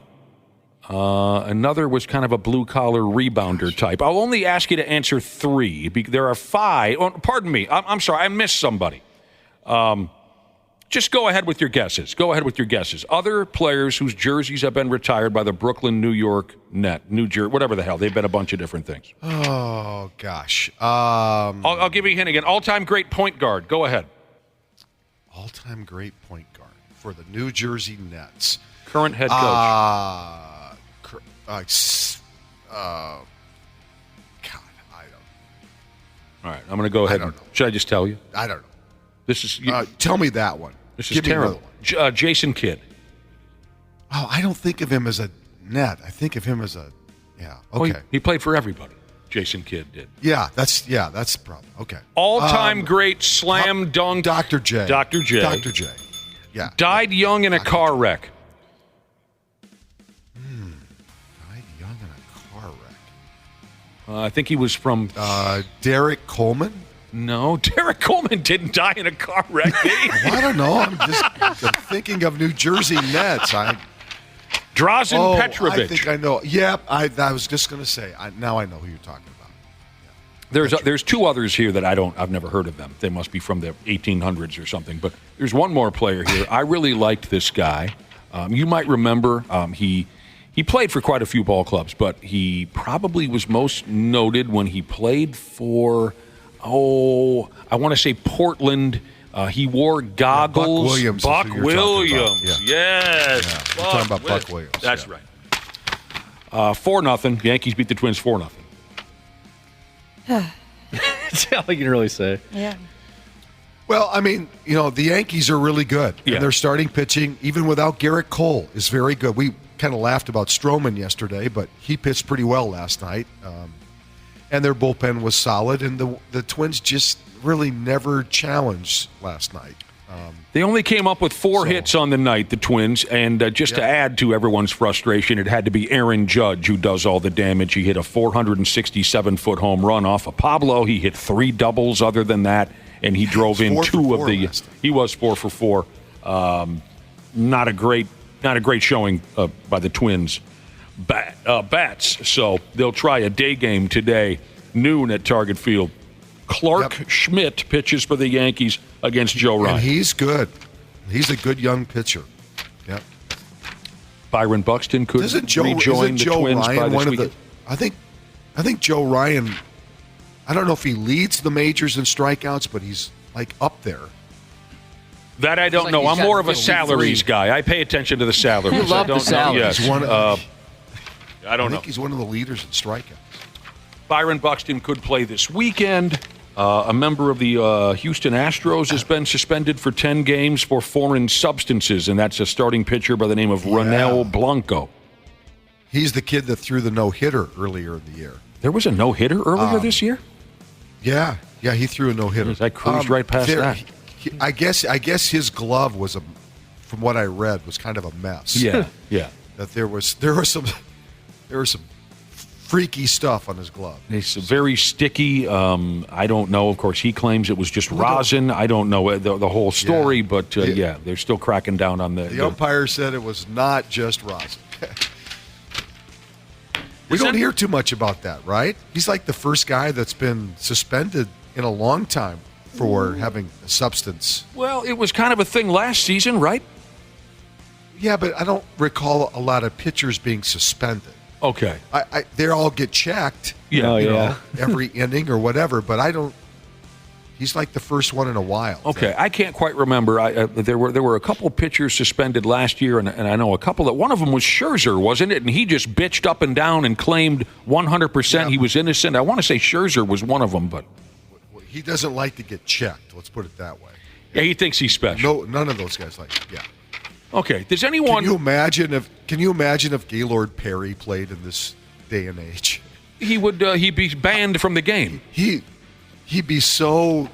I mean, the man was probably not very creative in hiding it, but I'm sure he would come up with so many different ways to hide the gel, the stuff that he used to doctor the baseball. So. Yes, he was notorious for that. Gaylord Perry was always he had Vaseline behind his ear. He had dripping off his face. Inside the bill of his hat. Right, whatever. Yeah, mucus, semen, whatever. Okay, does anyone foresee anything sideways coming out of this deal? The Memphis Redbirds, must be some kind of minor league ball club. They announced a special toilet paper giveaway scheduled for tomorrow night's ball game. The first 4,000 fans will win a 6-pack of toilet paper or something, and they get to claim their rolls when they exit the stadium. Okay, that's smart. They're doing it when you exit. Yeah, don't give it to them during the game. It's like in basketball, and they're like, oh, what a tragic thing to happen on Dozen Egg Night. Because the players just get pelted with eggs. They'll get, you're right, okay, they won't hand out the A-wipe until you leave the ballpark, but you give these minor league baseball fans enough beer, they're going to go right to their high school principal's house, right, and just do terrible damage. It's toilet paper night at the ball club. At the ball game is how I should have said that. Whipping rolls at the opposing players as they get on the bus in the parking lot. We had a resurgence in our desire to toilet paper homes when we were in our early 30s. You know, of course, when we were in junior high and whatnot, we loved to run around the neighborhood in toilet paper people's houses. Then we got into our 30s, and I don't know what happened. We were drinking one night, and someone said, why don't we go buy 1,000 rolls of toilet paper from Rainbow Foods, and we'll go damage some homes. And, well, okay, let's do it. So we were hitting some of our friends' homes while they were sound asleep, and it was a lot of fun. Don't get me. I had a great time. I was surprised at how much I enjoyed it at an accelerated age, but a friend of mine with a great poker face almost had me crap my pants. We met for breakfast the next morning, and we, 8-10 of us, we did it every Saturday morning. And one guy who was there was one of the houses we had hit the night prior. And we said, hey, man, how's your house looking this morning? Ha ha, very funny. And he looks at me and says, so it was you guys? And I said, well, yeah. I kind of thought you would have figured that out. And he said, yeah, it's real funny. My wife got up on a ladder last night to start cleaning the toilet paper off the trees, and she fell off the ladder and she broke her back. Oh, jeez. And he kept the straight face, and I just went white. And he said, gotcha. No, we're fine. But he won that round. Yep, definitely. I thought for sure. That would be great. Your wife breaks your back. I still got to go meet the guys for brunch, though, honey. I'll come check in on you a little bit. We do it every Saturday. Exactly. That should have been the first giveaway. No, that didn't dawn on me. Stanley Cup, Zach Parisi's career continues. Yes. Zachy was on the brink of elimination and then most likely retirement, but Parisi puts up 5 goals last night, and on the road, mind you, he puts up 5 goals, and he beat Ryan Suter 5-3. So Suter still leads the series. He still leads the best of 7 3 games to 2. Goes back to Colorado, though, right? Mm-hmm. He goes back to Zach tomorrow night. Yeah. Game 6. Minnesota Ladies Hockey Club, they won a game last night in double overtime. They won Game 4 of their series with Toronto to force a 5th and deciding game. Right. Here's what I understand about this ladies' hockey series between Minnesota and Toronto. Toronto's top scorer, the top scorer in the league, a gal by the name of Natalie Spooner, is injured. She'll miss the remainder of the postseason. So suddenly Toronto doesn't have the firepower they used to, and maybe the Minnesota ladies come back and win this series, and then they play for the whole effing schmear. Yeah. That'd be awesome. Toronto picked Minnesota to play. Here's the most Canadian story you'll hear all day. A gigantic piece of a rocket crashed down on a rural farm in Saskatchewan. A big chunk of a rocket. They said it fell off of some SpaceX rocket. I don't follow such things. It landed on a rural farm in Saskatchewan. A local farmer by the name of Barry Sawchuk, not Terry Sawchuk, the all-time great NHL goalie, but Barry Sawchuk. He discovered this chunk of spaceship. He said, I thought it was garbage. I had no idea. I don't build spaceships for a living. I'm a farmer, he said. My oldest son and I were out driving around just checking fields, see where we could start seeding, and we came across the largest object laying out in the field. Don't build spaceships for a living. I farm. They're similar, though. So, here's why it's Canadian and why I included it in our conversation here this morning. He plans to sell this chunk of a space rocket to space dorks or whoever would take an interest in such a thing. There's space dorks, isn't there, Josh? Oh, yeah. Who would pay any amount of money for a chunk of the moon or whatever these people do. So he plans on selling this rocket piece to a space dork and then take that money to build a hockey rink in his hometown. Sweet. How is it his to sell? Landed on his property. Because... Okay. Yeah, right. There could be a follow-up. Who knows? Where SpaceX says, no, that's ours. But yeah, it landed on his property. And there is the finder's keeper's rule. Finder's keeper. I never thought the 5-second rule. I never thought that he wouldn't be able to keep it. It landed on his property. So he also said if he has any Canadian money left over, he wants to get the surviving members of Rush to play their entire moving pictures record from 1981 at his next birthday party. I don't know if they do it. They don't want to play anymore. Although Alex Lifeson has been jamming some Rush songs, he said. He's kind of missing playing the guitar. He wants them to play Tom Sawyer, Red Barchetta, Limelight, YYZ, all of them. Spirit of Radio? That's not on. He doesn't want to hear that one? Well, that's not on the moving pictures record. Well, he just wants that one. Just that one album. That one album. Yeah, Spirit of Radio. That's is a from, shame. Why would you do that? Spirit of Radio is from the prior record, They've which got a was wonderful called collection. Oh, come on, Randy. The prior Rush record to moving pictures. No idea. Oh, it's killing me. I should know this. Go ahead, look it up, Josh, and give me the. Well, I think I know, but I'm afraid is it Permanent Waves? Yes, Permanent Waves. I couldn't remember the order of release. Yeah, I shouldn't. I'm pissed at myself. Don't tell Geddy Lee that I couldn't answer that friggin' question. All right, go ahead, Randy Shaver. You probably want to whack yourself off to the stupid Viking schedule that came out yesterday. Nope. The only thing I'll say about the schedule is you're going to get so sick and tired of watching the New York Jets in prime time. It's going to make you puke. I can't believe how many times the Jets are on prime time. 7 games. Early in the season. Yeah, it's ridiculous. I'm upset that both of you for knowing that already, that the Jets play 7 prime time. I mean, this is one of the highlights they point out. Yeah.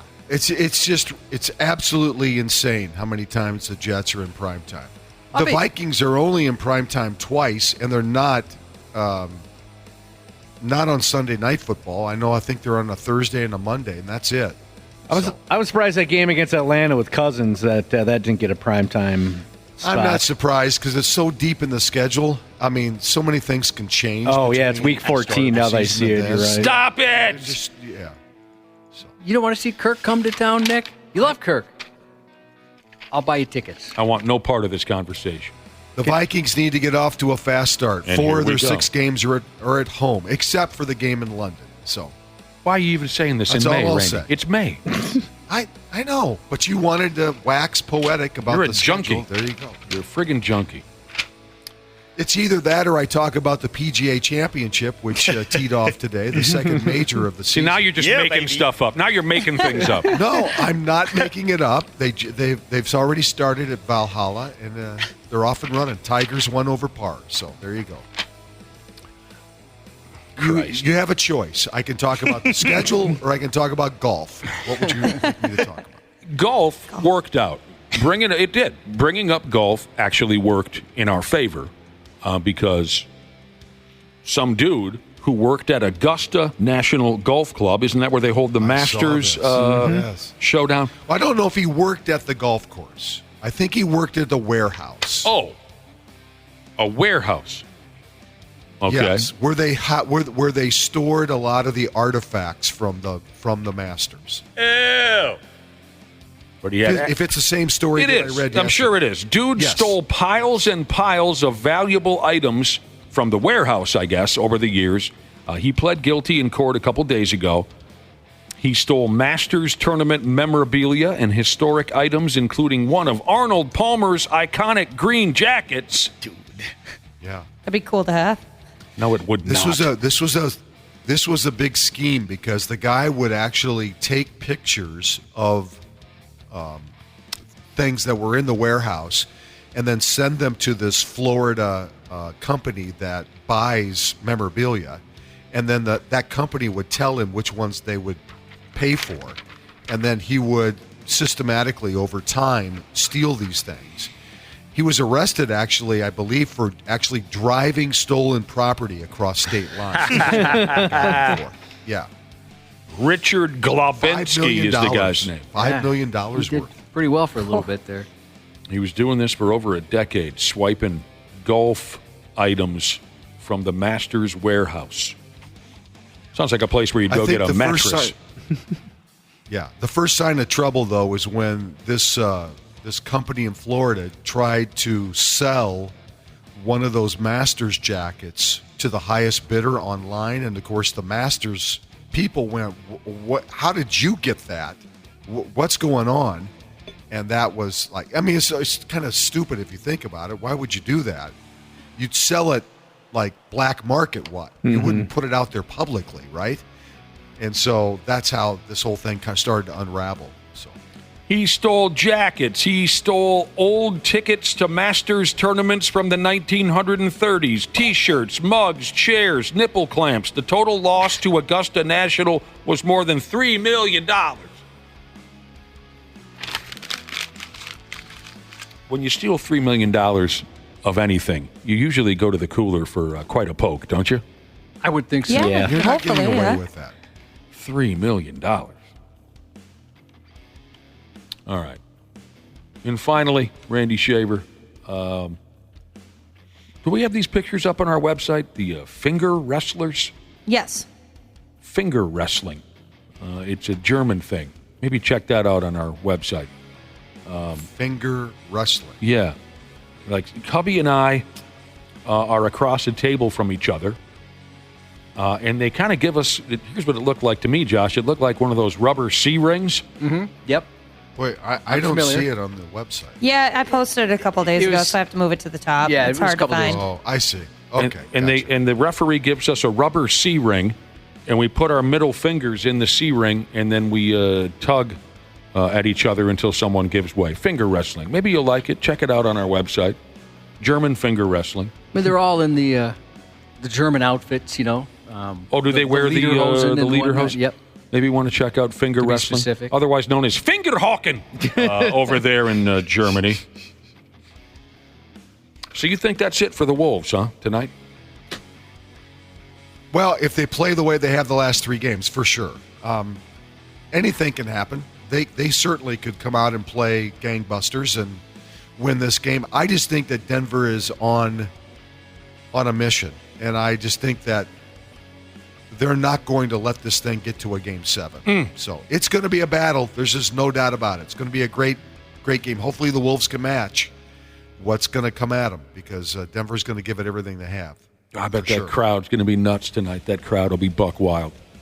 Oh, I want a Game 7 real bad. I do. Sunday, maybe they'll even make it an afternoon game. That will be a blast. Oh, that'd be really cool. Mm-hmm. I'll tell you right now, that would be something, a Game 7. All right, Randy Shaver, appreciate your time, and we'll wrap tomorrow. Sounds good. Thanks, dude. We'll be back in a few minutes on the Half-Assed Morning Show. Half-Assed Morning Show. They're loud. They lose control. They do their little circus act. They're a nuisance. 93X. Our technicians are geared up and ready to make sure your system is running reliably this summer. Regular maintenance from Standard Heating helps prevent costlier breakdowns in the future, and we know they always happen at the worst times. Summer's coming, but don't sweat it. Stay cool with Standard Heating and Air Conditioning. Beat the heat now and ensure comfort all summer long. Their expert technicians are ready to ensure your AC is in top shape. Call and schedule a tune-up today at 612-824-2656 or online at standardheating.com. John brings his skewed sense of humor. Jeff brings tips to cut strokes off your next round.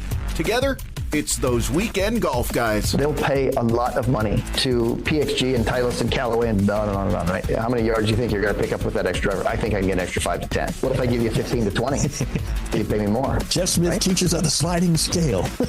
Those weekend golf guys, the podcast, part of the Believe Network. Just search BLEAV on YouTube or wherever you listen. You guys smell that? It smells bad out here, too. I'm starting to think this whole town smells like doo-doo. The 93X Half-Assed Morning Show. Let's go. All right, you crazy pricks. Welcome back to the 93X Half-Assed Morning Show. It's been something special today. No doubt about that. It's 8:27, 8:28 here Thursday morning. We were telling a story when we had Randy Shaver on the line.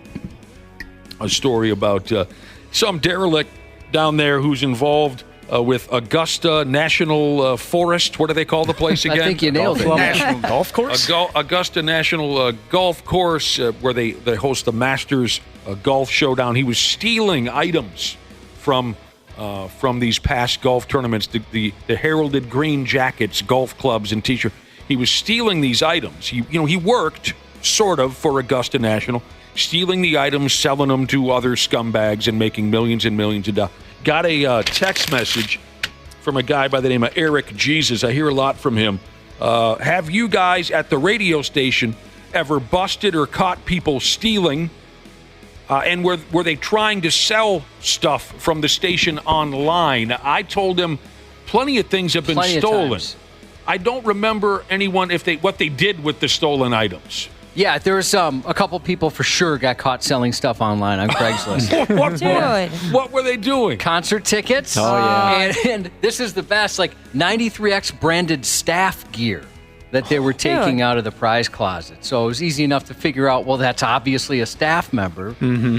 I mean, certainly prizes that we've given away have been sold, but that's from folks that want them and aren't interested in an autographed, name the band guitar. Yeah. Yeah, that's common.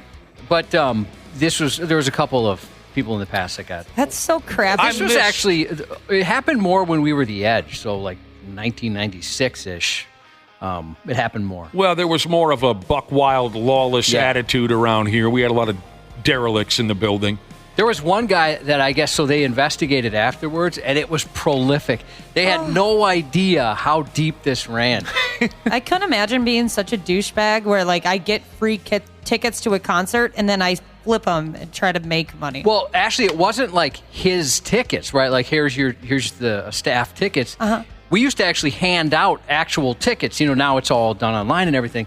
But so we'd have stacks. We'd have promotions for stacks and stacks of these tickets, right?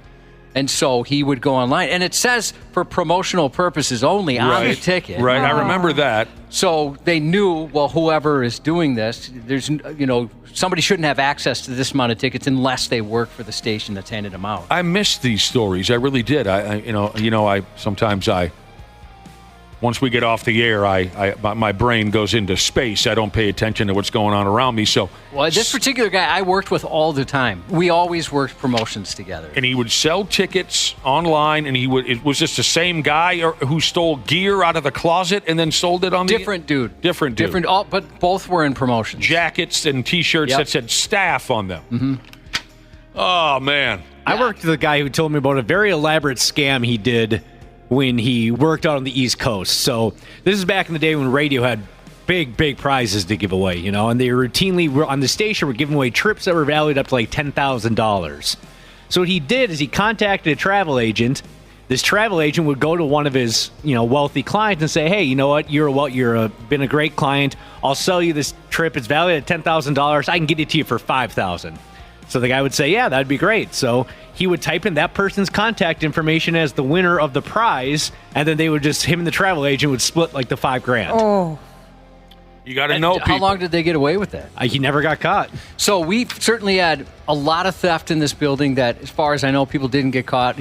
One of the stories we like to tell is this was crazy where we came in one morning and they're like, "Hey, let us know what you think about the brand new Xbox, the just released Xbox."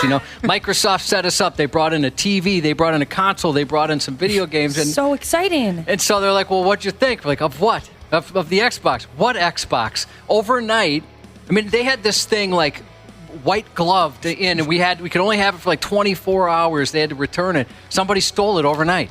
The TV and the Xbox. Food has been stolen, certainly.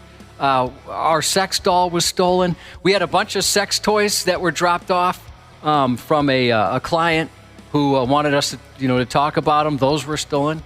That was pretty good, though, because our current boss, sent out an email saying, "I never thought I'd have to type an email like this, but whoever stole the sex toys, can you please return them? They're not ours." A lot of things have been swiped from this friggin' building. Oh, yeah. Really? Not, you broke down some of the stories that I'd forgotten about. Lots of shady bastards around here have gotten away with a lot. Well, because it's different now again, but back then we had so much stuff, where now it's all digital, but there was so much physical stuff, CDs, DVDs, things like that. Yes, CDs, DVD, absolutely. You used to go into the promotions director's office is the word I'm struggling to find. We used to be able to walk into the promotion director's office and they'd have mountains of concert tickets on their desk. Yep. And it was tempting at times, but I've never stolen a damn thing from this place. I haven't either. Not a damn thing. I do remember early in my career, Motley Crue, I think it was, came to town before they became a flaming pile of garbage. Motley Crue came to town, and I was handing out Motley Crue tickets at an event, and there were 4 of them left over that never got given away. And so I go to the Motley Crue show, and I walked out onto the sidewalk. I'm going to make some money. I'm going to scalp these tickets. And about 10 minutes in, it dawned on me, I probably am not allowed to do this. This is illegal. And so I handed them out to some people on the street and said, "Hey, do you have tickets to the show, or do your tickets suck? These are better." And I handed them out. We never had that conversation with a boss, probably because it goes without saying, but it just suddenly dawned on me, I can probably get gassed for doing something like this. I had gotten free tickets. So this is back when you could get free tickets to somebody like Taylor Swift, right? And when she was first getting going, and my stepdaughter was a huge fan, I got some tickets, and there was a sales guy here who's like, he didn't know I got them free. And he's like, "I got a guy who will give you $1,000 a ticket." And I was like, I had no idea how big she was. No clue that she was that much of a star. And there was a very split second where I half thought about it. Yeah. And then I figured, well, I can't do that to the kid. And also, I feel like a pretty big douchebag that I got these for free, and then I'm selling them for $1,000 a piece. Here's an interesting question. I need to know more about this. Nibbles and Bites Jesus sent in a text message. We're having a conversation about stealing. The question is, and please, if you can, give me some more information. Is it stealing, he wants to know, if the item was set aside to be recycled, even though it was once valued at $20,000? I'm asking for a friend. Whoa. What the hell was that, dude? Boy, I don't know. How does that work? I mean, can you dumpster dive? Don't know. Yeah. In some places, I don't know the rules on that. Unless maybe the dumpster's on private property or something. I'm not sure exactly how that works. If it's on the curb, it's free game, right? This person texted and said, "I worked at a place where a brand new bobcat went missing. No one was ever caught." How does something like that go missing? I know there's something bigger that I know something happened here that was so egregious, and it's killing me. And I thought it had something to do with the vehicle. Dang it. I wish I could remember. I don't remember a story of a vehicle being stolen. Shoot. Well, are you? There was a lot of improprieties around here with various, like, not necessarily stealing things, but getting things when you shouldn't have. Accepting things for, trading favors that you shouldn't do. Right. I don't remember a motor vehicle. Oh, I just remember this. We had at my last job, we were partners with a dealership in town, a really nice dealership. And we got these cars, and we were waiting for them to get wrapped, in station logos that they do. But it was taking a couple months, and we found out that one of the guys who was a promotions guy would take chicks on dates in that car as if it was his own vehicle. Somebody finally was like, how are there so many miles on this car already? And the guy got caught because he was trying to impress chicks. But I'm like, yeah, this is my high-end sports car. What a friggin' moron. I know. What it do, Jesus says, when I worked at a pizza shop. When it got busy, I'd purposely make a pizza wrong because then our boss would let us have it for free. I'm a bad boy. You are a bad boy. I've done that before. Rein in something for the kitchen and then been like, oh, whoops, I didn't mean to do that. Guess I'll have to eat it now. And they gave it to you? Yeah. I've never heard this before. This person says, it's like that old saying, it's not what you make, it's what you take. I haven't heard that before. My brother, says a listener, got a felony charge for taking a computer out of a dumpster at a college. Wow, felony. Dang. Is there a little more to that story, maybe? I don't know. It seems like there might be a little more to that story. Yeah. Well, it was on a desk, and I thought maybe it was going to end up in the dumpster, so I just took it off the desk and brought it home. It was in terrible shape. It should have been in a dumpster. I took it home. No, I'm sure Breast Bandit knows things. Breast Bandit Jesus knows things, but so this is what he says, but obviously I can't confirm it. He says dumpster diving is legal as long as the dumpster isn't fenced in. So you could go to a store right now and grab stuff out of the dumpster, he says. So I have no clue if that's true or not, but that's what he's saying. So many that's very interesting. So many texts are coming in from folks who have had thieves at their place of business. This one, oh my damn! I worked at a bar. A pull tab box was stolen. Oh, the crook was caught the next day trying to turn in about $6,000 in winning pull tabs. Isn't that pretty easy to track? Oh, yeah. And they're usually double checked. I did pull tabs for a while when I was a bartender, and there's always the bartender that checks it or whoever's on shift, and then usually the manager makes sure, and then there's a whole different pull tab people that come, and they are very strict. Yeah, it's very well regulated, the pull tab game. That is funny. That is great. Oh, yeah, it just so happened I got $6,000 here. I had a hell of a night. All winners. Didn't want to cash them in last night. Figured I'd come back and do it today. Thank you for the reminder. Okay, this is the vehicle one I was thinking of. So I guess I can't say this was somebody who worked here or not, but somebody broke into one of our vehicles and stole the stereo out of it. So a lot of our vehicles would have kind of kick-ass stereos in there to play at promotions and things. That's exactly what I was thinking of. So maybe it was an inside job. I don't know. I've never been a big pull tabs guy. My neighborhood bar recently got pull tabs, and those funny little personal screens that you can finger bang, right, and play games on. Pull tabs, tabs. Well, that, and you can play all kinds of other games. I haven't touched any of them yet. But wow, is it?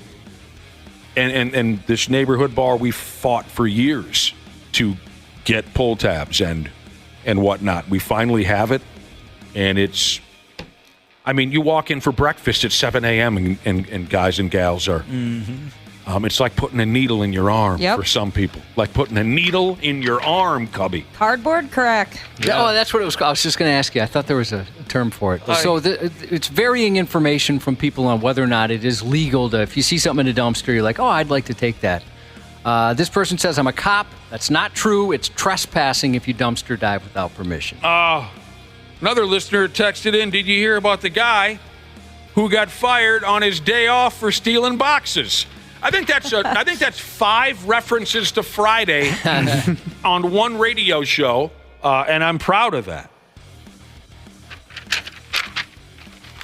PBR Pirate Jesus said, I worked at a retailer where they'd have to physically destroy returned items on camera before it was put in the dumpster. I know, like a friend of mine, he works at a dealership, and certain things they have to destroy before they chuck it. And he said some of that's liability, right? Like tires or something. So nobody puts them on and then sues the dealership. Mm-hmm. Seriously, some of these stories are, wow. I mean, front page news type crooks. Worked for an armored truck company. A bag of cash was lost. Oh, no. Months later, an employee comes to work in a Corvette. How are you that dumb? Yeah. Yep. It's like that scene from Goodfellas when they made that massive heist and Robert De Niro's character says, don't go out and buy anything fancy. Everyone shows up at the Christmas party with new cars and fur coats. Yeah. You got to be able to contain yourself, control yourself. If you're a part of something like that and you get your hands on, and it was shady, you got to be able to, don't show it. Even if, let's say you legitimately purchased a Corvette, I'd be afraid to show up at work for you guys thinking I was either A, making way too much money for what I do around here, or B, something shady's going on. Bomb Dog, canine handler Jesus, says he's a retired police officer.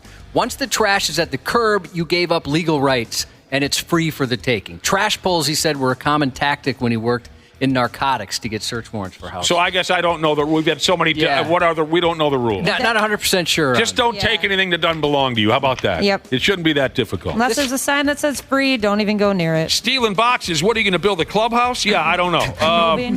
This person says some idiot got fired during COVID for stealing toilet paper out of the bathroom. And he said, I don't know why they would steal it because that was the world's worst toilet paper. Yeah. The toilet paper rush during the, what do they call that event again? The pandemic? Pandemic, yeah. I remember that crossing my mind when I ran out of toilet paper at home, and I was here because for some reason in the women's bathroom, the toilet paper is never on the roll. I'm not really sure what's going on there, but then I thought, this is literally the worst toilet paper ever. I'd rather just use my left sock than use as toilet paper. Gas station toilet paper? Very uncomfortable. Mm-hmm. Very uncomfortable. I've done some creative things to try to make gas station toilet paper comfortable, and I've failed every time. Use the whole roll. Oh, God, and it hurts. It hurts. Simon here. Simon says he worked at a gas station. They had to throw all the hot food after a certain time. They weren't allowed to eat it because the idea was they would intentionally cook too much food. Is what they thought. Yep, I remember having those rules. And he says we ate it anyways. Yeah, smart. That's a waste. I understand, but come on. I used to work at a sandwich place, and it was the same thing with the bread at the end of the night. You would just throw out so much bread because it had to be made fresh for the next day. It just was like heartbreaking throwing away all that food. I love these stories of crooked thievery and shady behavior. It's very interesting and fun. Life of crime doesn't sound that bad after all, Josh. Oh, I don't know if it's for me. Sounds like a lot of laughs. I got a couple bad examples in the family. Didn't work out for them. Yeah, the guilt would kill you, Josh, even if you got away with it. What? I stole a bag of money, now I got a Corvette. What's the problem? I'm happy. What are you going to do?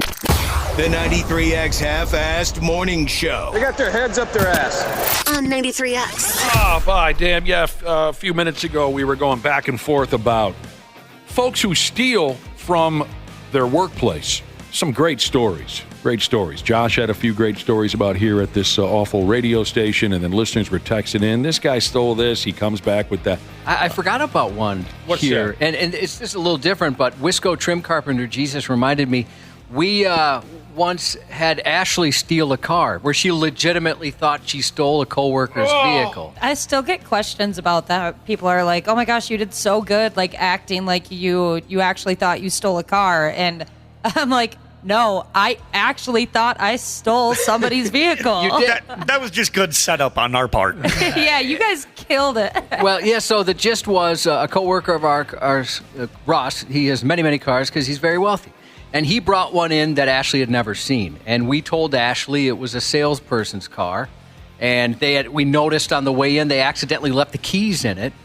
And we said, hey, how about you just go grab the car and go run through the McDonald's drive-thru? And so you legitimately thought it was, you didn't even know whose car it was, and you went and did it and called us from the road. Yeah, and I would have, especially at that time, I would have done anything you guys asked. I was like, all right, sure, let's do it. Oh, it's funny. We got, I'm sorry, Ashley, go ahead. No, I was just going to say my favorite part is you guys are so good. Like, I'm so gullible. Is off air before I took the car, I stopped before I left and I asked you, Josh and Nick, am I going to get in a lot of trouble? Like, are you guys going to protect me if I get caught doing this? Am I going to get fired?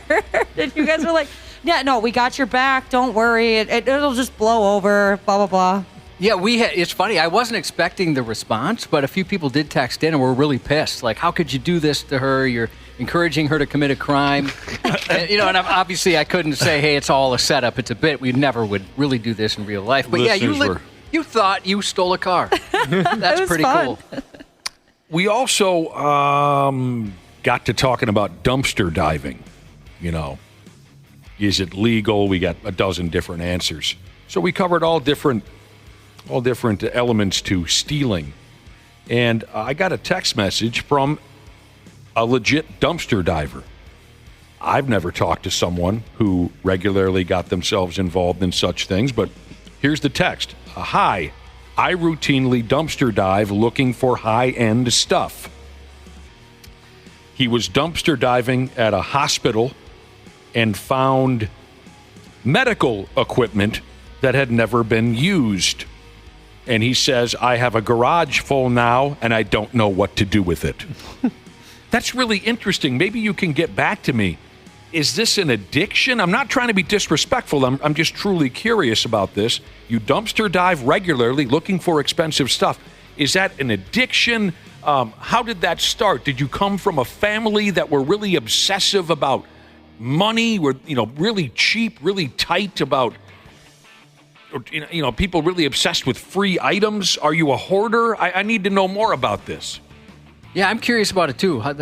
Or maybe they're making some good money doing it. When we moved, we had a dumpster, and we had dumpster divers to the point where there was a couple of people that went through it, and I just went out and said, "Hey, what are you looking for?" And let them know what was in there to save them a little bit of the effort. And I felt kind of guilty. Like, I didn't think anybody would want this garbage. Oh, sure. So yeah, go ahead and take it. Smokes your mom's pot. Jesus reminds us the time Ashley thought she stole a car. You also thought you stole money. Remember, there was we had left some cash in the glove compartment. Yeah. And that's what you used to pay for the food? To buy the McDonald's, yeah. And then once I found out that it was our ex-coworker's car, I told him, I was like, I'm keeping the change. Yeah, I wish we had more time. There are a lot of great texts coming in. I need to know more about this dumpster diving routine. I could not bring myself to do that. And it's not just related to the filth that I'm sure you're wading around in most dumpsters. I don't know. I just couldn't bring myself to think, well, it's time to make a day's pay and go sifting through a dumpster to try to find something of value. That it has to go back to something you were taught, some amount of guilt that your parents taught you over money or something like that. Don't you think so, Josh? Well, I don't know. I mean, what's keeping you away from it? No, why you would go ahead and do it in the first place. Yeah, or, you could just be someone that thinks people are too wasteful. I mean, and that's how I felt when we had our dumpster. I'm like, I didn't realize anybody would want this. Like, boy, maybe I should have thought this through. I donated all the stuff I thought people would want, and then we chucked the stuff we thought, well, nobody's going to want this trash. Well, maybe I'll get a response. That really interests me. I wonder, like on construction sites, if how often those dumpsters are gone through, just in case they're like, oh, we could use this lumber or, whatever they decide they can still use out of that. Yeah, I don't know. I grew up with a kid whose parents were the types who would sweep the ketchup packets into their pockets when no one was looking at a fast food restaurant, and they always wanted to know what everything was worth and how much did you spend for that on that, and they would grill their children over what did you spend your money, and I'm going to go. I'm going to go with this. I think that's got to be why you end up digging through a dump. But I don't know. My grandmother-in-law, my wife's grandma, she would steal stuff. I didn't know her very well. She passed shortly after I met her, and which I think was probably on purpose on her part. She didn't want me marrying in the family. She used to take stuff right off the table for anytime they went out. My mom. That's a little creepy. My wife had said, like, she had salt and pepper shakers from any restaurant you could think. She had the napkin holders, glasses, silverware. It was a compulsion for her. Whoa. Yeah, a friend of mine's grandma, she did what was called lost and found shopping. They'd be at a restaurant, and she goes, yeah, last time I was in here, I left my black sunglasses. You know, just a generic term. Or like, I left my umbrella here last time. Did you guys happen to get an umbrella turned in? And then she would end up, if they end up like, oh, yeah, we have this black sunglasses. She goes, oh, yeah, those are them. Thank you. And she would take them. That would work on me. I would believe her 100% of the time. I would, too. A sweet old grandma? You know, yeah, of course. People are saying, yes, construction sites. That's big. Big for dumpster diving. Okay, I got a text back from the original dumpster dive texter that I was talking about. He says he went through some hospital dumpsters and found some medical stuff that should be worth a lot of money. He doesn't know what to do with it. And my question was, how did this start? Well, he doesn't say anything about his upbringing or anything. He just simply says it started with lumber and the amount of stuff that gets wasted on construction sites. So that's what he started with, lumber, construction site stuff.